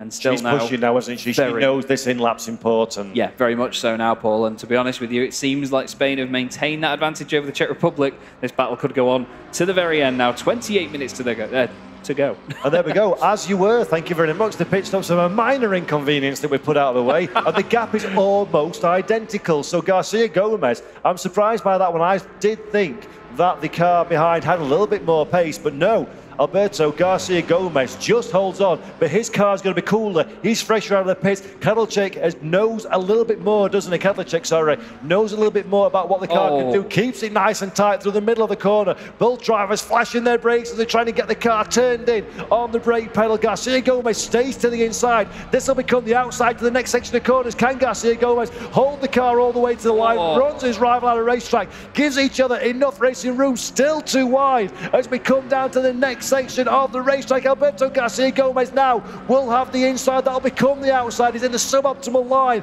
of the two. Kadlec in the middle, slows the car down, and the applause is well deserved. Thank you very much, because that was magic. Absolutely wonderful stuff. Kadlec was very wide on the exit, but he flicked the car to the right. He compromised the speed. But look at the Lamborghini in a straight line. Garcia Gomez flying down the right-hand side of the McLaren. He's going to be on the outside for the first corner. That's going to be the inside for turn 2. Look at him opening up that second part of the chicane. He knows he's going to get the run on this little back straight down towards turns 3 and 4, but that is awesome, and I'd say done and dusted for Kadlec. That was mega racing. He just let off the brakes, let the car slide down the inside that little bit more. All that did was put a doorstop there and open the door, and that was it. Yeah, that is superb stuff. That is never a more hard-earned pass will you see in real or virtual motorsport. And credit to both drivers as well. Raced hard, raced fair, gave each other racing room while still being aggressive. We love to see that one, and they're representing the nation to the absolute best level they can.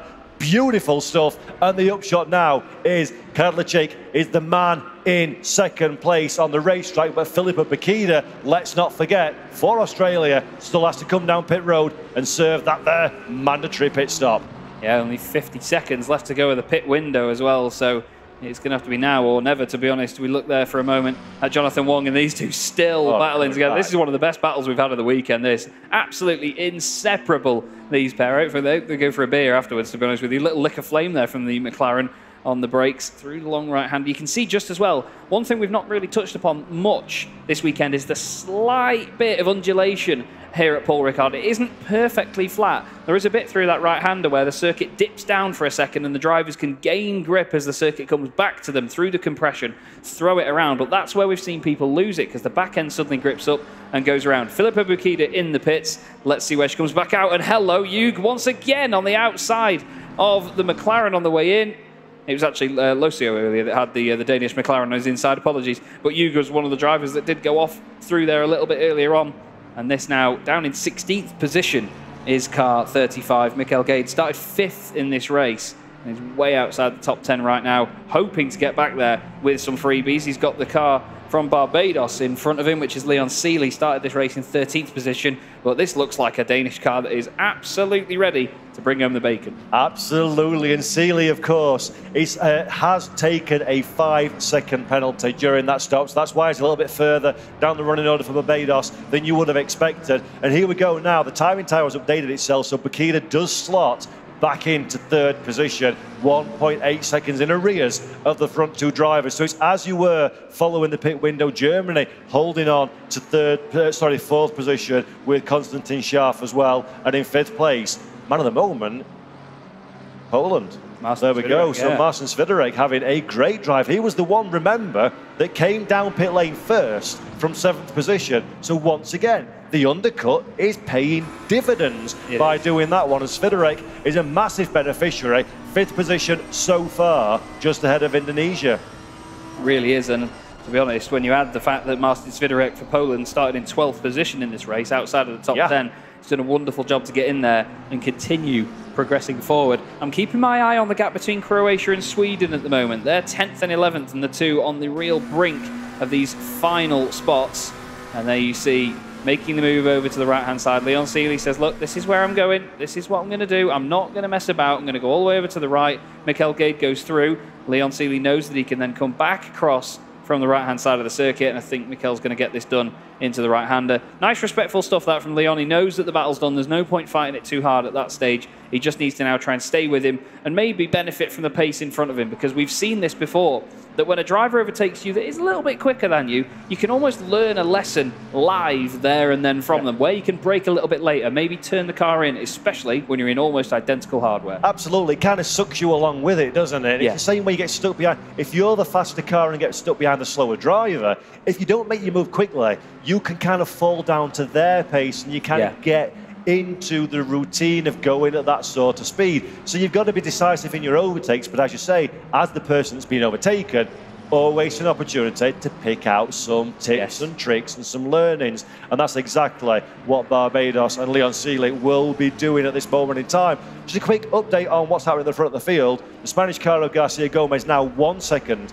in arrears of the McLaren number 57. So I hate to say it, but I think that's kind of that charge broken now, isn't it? Yeah, well, we mentioned before that the Lamborghini having to look after its tyres is a bit tough because it is so fast, but it's one of those on-the-edge cars to be fast. So I don't know if the Lamborghini is going to be able to come back. The gap is fluctuating, though. It's down to pretty much 0.8 of a second now in the first sector, but we do get a natural concertina effect in there anyway. Have to give a shout as well to a number of other cars inside the top 10. Indonesia, Hong Kong, France, and the Turkey machine as well. Car number 20, all having pretty quiet races, but again, no news is good news. No dramas there. And we right now look at Croatia, and you can see the spaced out gap behind them. Sweden, Israel, and Lithuania all waiting to pounce if anything should go wrong.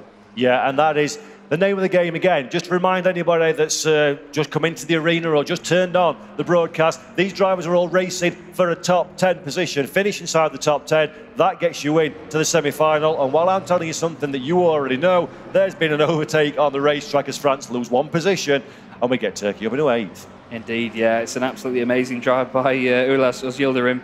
Absolutely on it, and again, he's one of those drivers like determined, cold-faced, there, absolutely on it, isn't he? Really on a mission here, and it's been a fantastic comeback from them. At first, it was under the radar because you pointed it out, Paul, that they'd made their way right back up there into 12th place after being down in 20th position, and still, he is on the move now, starting to break away from France as well in that last sector there. The French car just didn't quite have the pace. Alexandre Lay, he's not somebody that we've mentioned a lot over the course of the weekend, to be honest with you, but he's just been getting it done right on home turf. And let's not forget that each position they gain here is going to be 2 places higher up on the grid in the final, or lower down, of course. And this is going to be all the even positions. So if Kadlecek wins this race as is, it's going to be second on the grid for the final, and it's all so important. And these drivers, they know what side of the grid they're going to be on by now.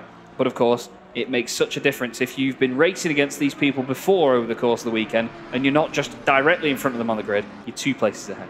Yeah, and that's a massive, massive thing. Of course, the level is so high, the drivers are so strong, that every opportunity you've got to get yourself a benefit, i.e. a higher starting position. And more importantly as well, if you're not on the first 2 rows of the grid, anything lower than that I would deem in the middle. Yeah. And you do not want to be in the middle of anything into T1, because that's where all the problems in the world can come from. So the higher up you can get to get yourself out of the danger zone, the happier you need to be, as we're looking at Marcin Swiderek for Poland once again on the ragged edge, and only 1.2 seconds away from Germany. So Swiderek doesn't feel like calling it for the day. He's got 20 minutes. He can do some drama. Yeah, well, I mean, on an observative note, the 2 cars that we've got together on screen here, it looks like they've just sort of swapped red bits and white bits with each other. The Poland machine with the red on the left-hand side of the bonnet and down the roof, and then the Indonesia car quite the opposite. I've made a bit of a facial expression there, Paul, at the Germany machine, car number 40, being driven from 10th position up to 4th by Konstantin Scharf.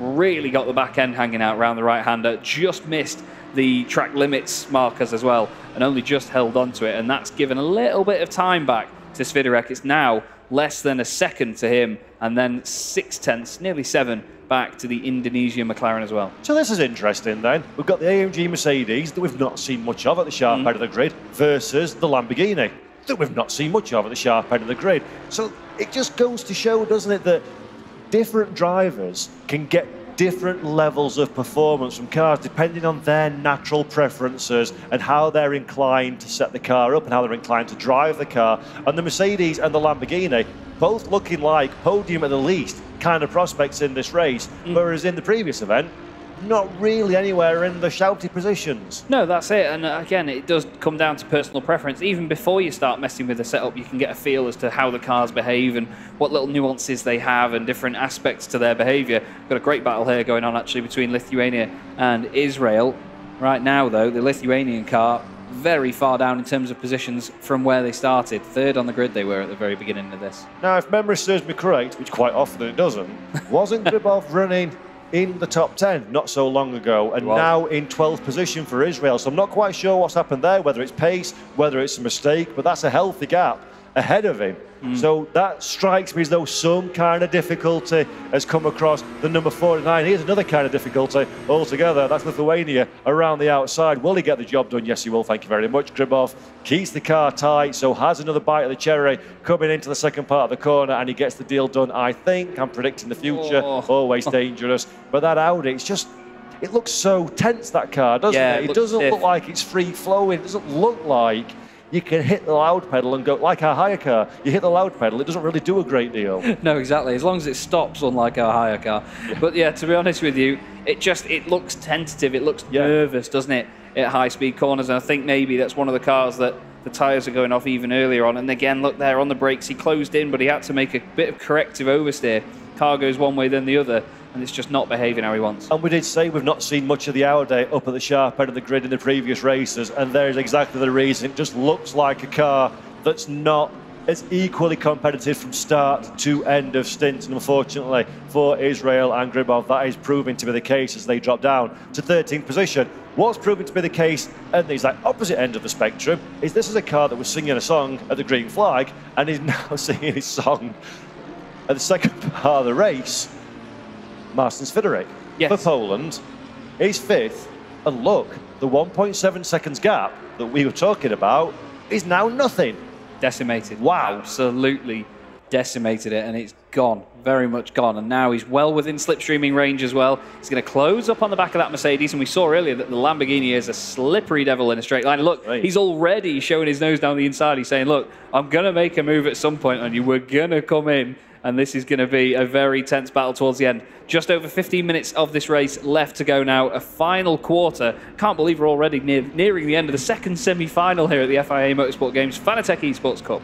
Yeah, it's unbelievable. And let's say Marcin Swiderek for Poland. That car is got even closer since we started focusing on it and talking about it. So Swiderek is very firmly the man that is looking to make the move. Now the Mercedes is it's a big, heavy car. It's kind of its style is kind of lumbering, isn't it? It's not one of those cars that you would say is directors. Sadly for Israel again, they're dropping down another position as the Danish car around the outside is holding it. Is the Israeli machine of Gribov, but has he got the job? Yes, he's just about held on, but I feel that's inevitable now that backwards is going to be forwards for that number 49 machine. Yeah, again, look, tentative on the inside there. The car's wobbling around and it's not behaving itself on the brakes.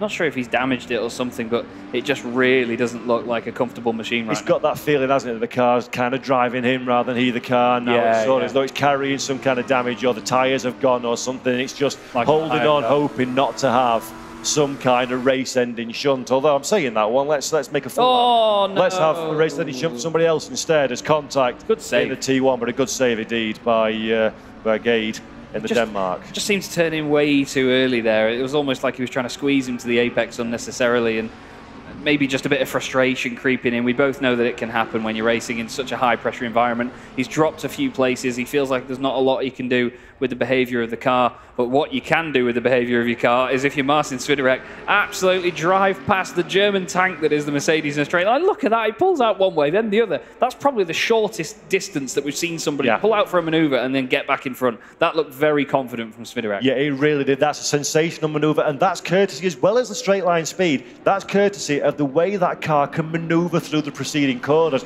Get that launch onto the straight to then take advantage of that straight line speed. And there is Marcin Swiderek, no smile, nothing. I've got a job to do, I'm focused. How far is Australia away? 13.9 seconds, so it's a little bit too far to make in the last 13 minutes and 30 seconds of this race. But Swiderek will be concentrating now on gapping those cars behind and making it a comfortable end to the race. I was about to put Australia into Google Maps then when you asked me that. I was thinking it's a few miles away, Paul. I don't want it to the nearest 100. Right, anyway, looking at the overall standings, well, good timing actually to look back from the Audi here. I was going to say that the Israeli car's still fighting away actually with Denmark. That isn't over yet, and we have only about half a second between them last time they covered any of the timing beams. But to be honest with you, Paul, that is not half a second gap behind. I'd say it's the size of a good baguette. Yeah, absolutely. Right now. But look, he's going for the cutback here. He's trying to get the run off the corner, but he mounts the curbs big time. There's a big old climb over them. There are some nasty sausage curbs here on this circuit, but even some of the red and white painted curbs as well. They're very steep bits of kit. And the thing is, when he's got to this stage in the race, so we're in the dying embers of the race now, and the car's at its least compliant, when you go over those curves, when you go over those sausage curves, when you go over the parts of the circuit that are not as smooth as the racetrack, it's unstable at the best of times. Yes. And when the car's like this, it's even more unstable. It's bouncing around, and it's so difficult to maintain any kind of balance. And you can easily, we've seen it before, it can send you off into the scenery in an absolute heartbeat. But I will say, and I'm going to, sorry I've gone on for a long time here, but the Israeli car ridden by Gribov, he was dropping back, but he seems to have kind of responded a little bit now, doesn't he? Kind of recomposed himself, so good driving by the 49.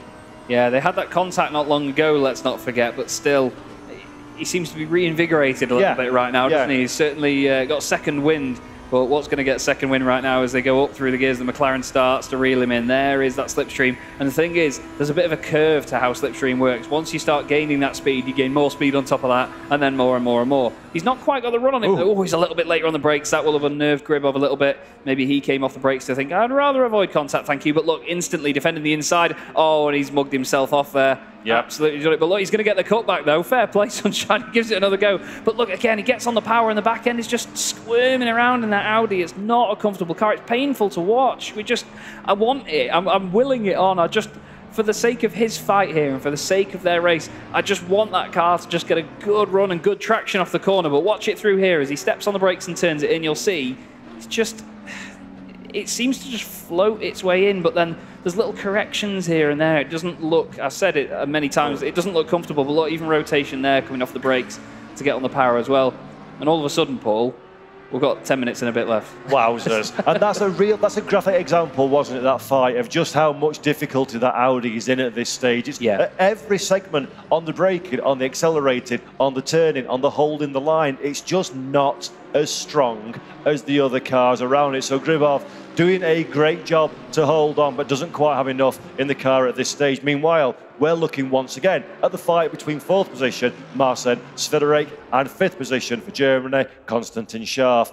That gap hasn't extended to the degree that I thought it would. Marcin Swiderek showing great pace, but courtesy of a little bit of that slipstream, as you say, courtesy of the fact that we're coming towards the end of the race, that gap is not extending as much as the Polish car would perhaps hope to be. And meanwhile, Indonesia keeping a watching brief as well, 1.4 seconds in arrears. So that is Presley Martono, not quite in touching distance yet, but he's slowly chipping away. Yet being the key word there, actually. You could definitely make progress in these latter stages of this race. And I think, to be fair, it's a great showing because he started the day yesterday in the pit lane. Exactly. And managed to make his way through that race, make his way through to this semi-final, and all he's continued to do is just prove himself. And he started in the pit lane in the quarter-final race. We didn't even need the last chance quarter-final to have a second bite of cherry. He started in his own bespoke, his own literal quarter-final race and still made it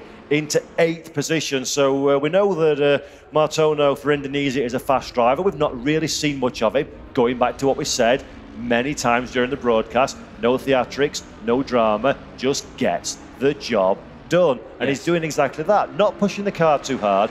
It often happens, doesn't it, Chaz, in sim racing, in esports, that you'll suddenly, by magic, think, if I try a bit harder, I can find a second that I didn't have. You won't. You'll just have an accident, so he's chipping away. 10th here, 10th there, 10th here, 10th there. And that's the thing as well. If you are just making those little gaps, or closing in that gap, little by little, those tiny tenths here and there, it can get into the mind of your opponent. And that's all you need to do. Start making the mind games, and start playing the mind games.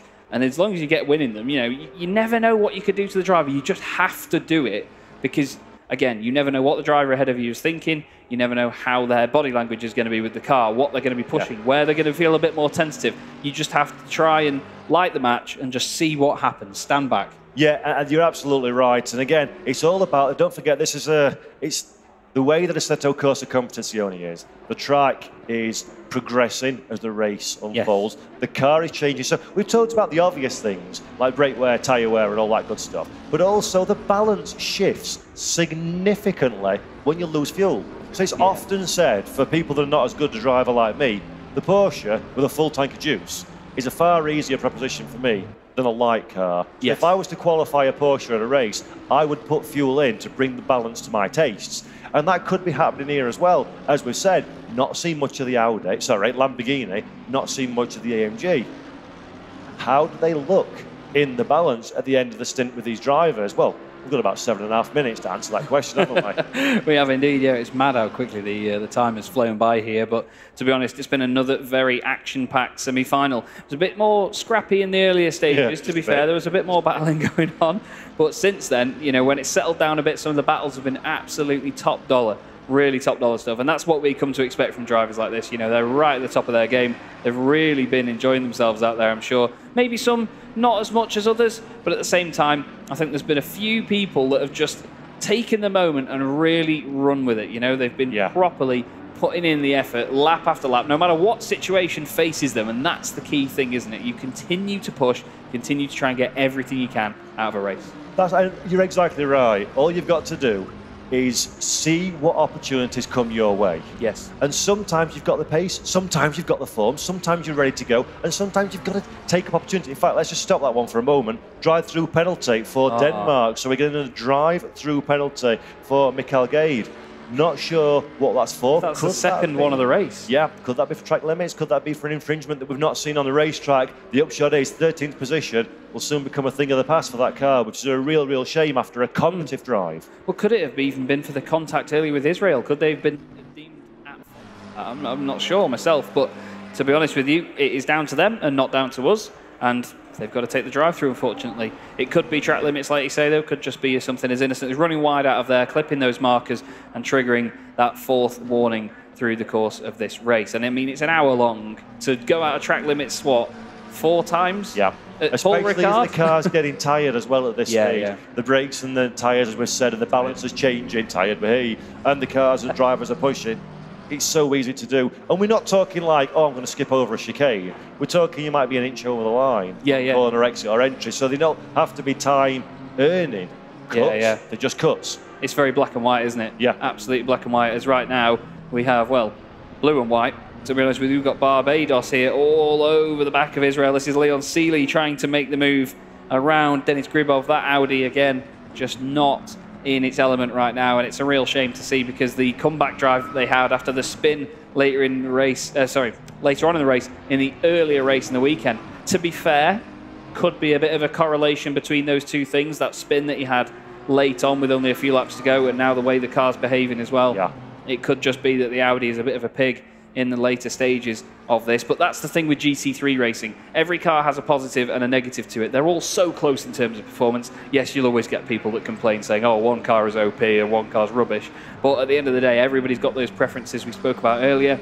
Sometimes that can play into your sort of mind games and the way you attack a race, whether it be a good start or a decent finish, you know, a second win later on.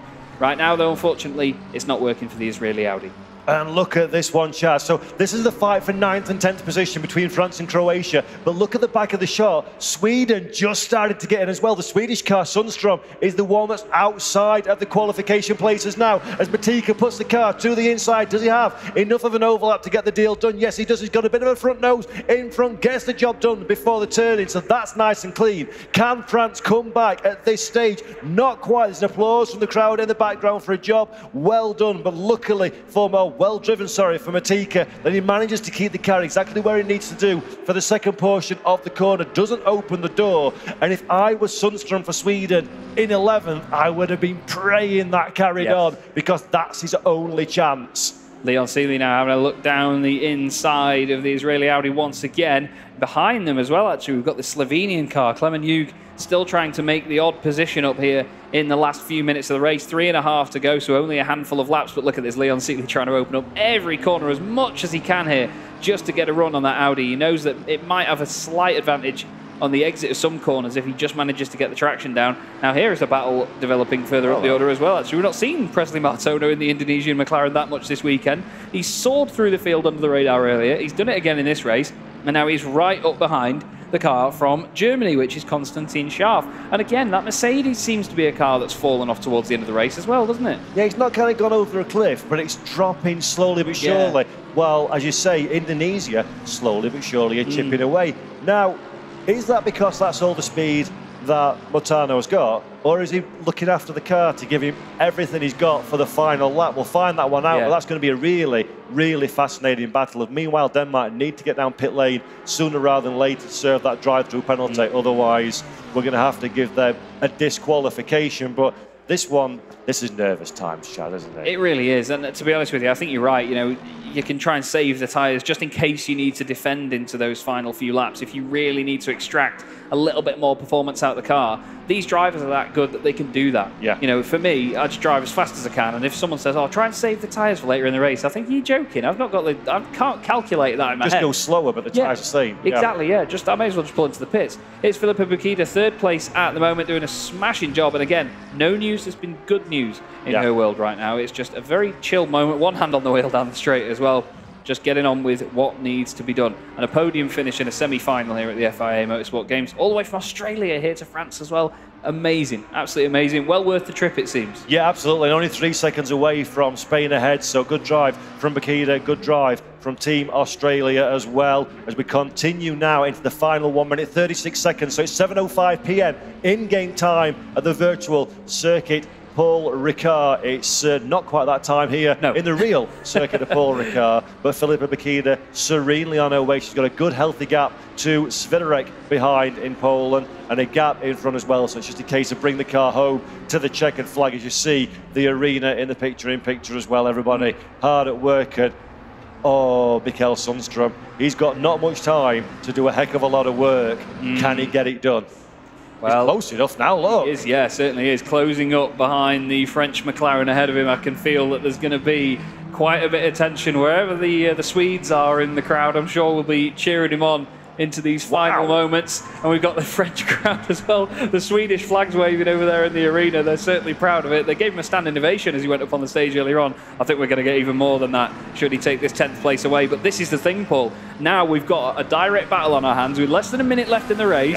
Between two cars. One is going to go through to the final, one is not. And here's a battle on our screen as well. Indonesia trying it around the outside of Germany. You don't want to risk too much at this stage, though, because you do not have a massive amount of time back to the cars outside of the top 10. You do not really want to risk this, to be honest, Paul. I think if I was Indonesia, if I was Presley Martono, I would just accept it now and sit there. But, well, he says, stuff you, Chaz. Watch this. I'm going to make you look an idiot. Tries to get around the outside. The Mercedes back down the inside again. Still nothing doing. But it's tidy. You can see it's a little bit hesitant, can't you? Yeah, good driving there by Scharf as well, just to run the car to the outside of the circuit in the second section. Give Indonesia no real opportunity to stay alongside for this corner where there's a good overtaking chance. But meanwhile, the Swedish gap now 0.3 of a second. There we go. That is the race for the final. Remember, the final spot in the top 10 and qualifying to the grand finale. Mikael Sundström giving it everything he's got and lay ahead for France, trying every defensive trick in the book. But you've seen it before, Chaz. Defend too hard,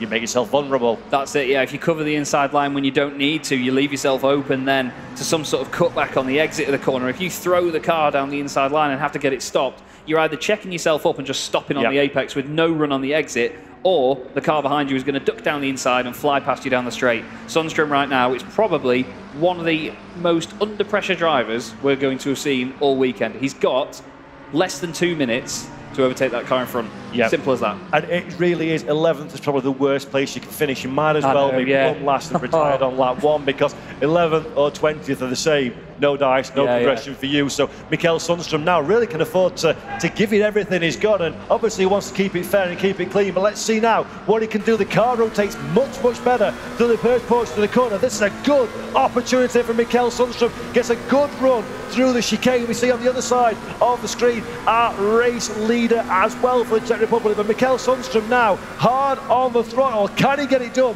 for the final time? Down the Mistral straight, coming in to Sinja. He's going to go to the outside or the inside. He'll make his choice. He runs to the outside, I think, at the last moment. But in the other screen, that is a race victory for Martin Kaldacek in the Czech Republic. He takes the victory. He takes the plaudit in the semi-final. Kaldacek, great drive for Czech Republic and the victory. In second place is Spain, Alberto Garcia Gomez for Spain. Felipe Bakida for Australia in third position. And this is the fight with Sundström. Chaz Draycott, take it away. Oh, he just tried to have a look down the inside there. He had to let off the brakes, though, and then slam on again as the French McLaren came across the front of him. The gap has opened up, though, as he comes into the final few corners. It doesn't look like it's going to be close enough. It's a very difficult corner to get enough of a run out of the final corner. And I think on home soil, Alexandra Lea is going to have this done. Croatia is just in front. He's just going to miss out. But what an effort by Sundström. Alexandra Lea goes through for France on home soil and completes the top 10 and heads into the final here at the FIA Motorsport Games. What a vibe. Yeah, that was super. Sundström gave everything he's got, but it wasn't quite enough at the checkered flag. But great scenes, great support from the crowd as well. Great sportsmanship from all of the drivers. So superb stuff. And Alexandra Lea would be delighted, as Chad says, on home soil at Paul Ricard to get that final qualification spot, and with it, an opportunity to go again in around 90 minutes time or so for the grand finale here at the FIA Motorsport Games and the Fanatec Esports Cup in 2022. And semi-final 2 was another absolute cracker. The Czech Republic taking a superb race victory after a spirited drive, it has to be said, with Spain and Alberto Gomez as well. In the Lamborghini, the best result for Lamborghini so far in this competition, a P2. And Marcin Swiderek, big shout out to Poland as well for having another really, really strong race to get well inside the top 10. So, it's that time of the day where I throw onto that stage over there. And my friend, Mr. Chaz Draycott, is going to go talk to our winner. Chaz, over to you. Thanks very much, Paul. Yes, what an amazing race that was. Once again, plenty of action here at the FIA Motorsport Games and the Fanatec Esports Cup. As we said, it was a little bit scrappy in the early stages, but the thing is, these drivers have got one final opportunity, which was that race, to get into the final here at this incredible international event. And I'm absolutely honoured to be up here on the stage. It's been a real joy so far this weekend, and we still have the main event left to come. I cannot wait for the final. Are you all excited for that final as well? Yeah? I'm sure you will be. I'm sure you will be. Everyone will be. There's so many drivers that have come here this weekend. 57 nations took part in this championship and in this event, and we are thankful to each and every one of them for making the massive effort to come out here and do this. And now we're going to have a quick word with our race winner, Mr. Kaldacek. Well done, mate. That was a top effort. I mean, you had to work for it, though, didn't you? You didn't just run away at the front. Thank you. Well, it was a really tough race. Alberto put up a really good fight. The Lamborghini was so fast on the straights that I just couldn't pass it. It was absolutely insane. But then I finally managed to pass him in the first sector and closed up with the win. Well, we saw that the McLaren was the car to have this weekend. I mean, what is it that the McLaren brings to the table that you enjoy? Is it down to everybody's driving style, or is it just a bit of a, I don't want to say an easy choice, but is it a stable choice? Yeah, I would say so. It's stable, and also it's quite fast on the straights and quite fast in the high downforce corners. So yeah, McLaren was the choice for me this weekend, and I'm happy I took it. And you're going to be starting on the front row of the grid, of course, in the final. Did you think that you would make it this far in this event? Absolutely not. I wasn't expecting a top 10. not the front row start. So, but yeah, there are so many good drivers here in the final. It will be very tough, and we'll see how it plays out. And of course, there's a lot of people here this weekend to support you. Is there anyone you'd like to give a quick shout out to while I've got you up here? Yeah, thank you all for coming. You're amazing, and I could hear even in the headphones that you were clapping through the race. So keep it up. Well done, mate. Fantastic drive. Everybody, your race winner for semi-final 2. Thank you.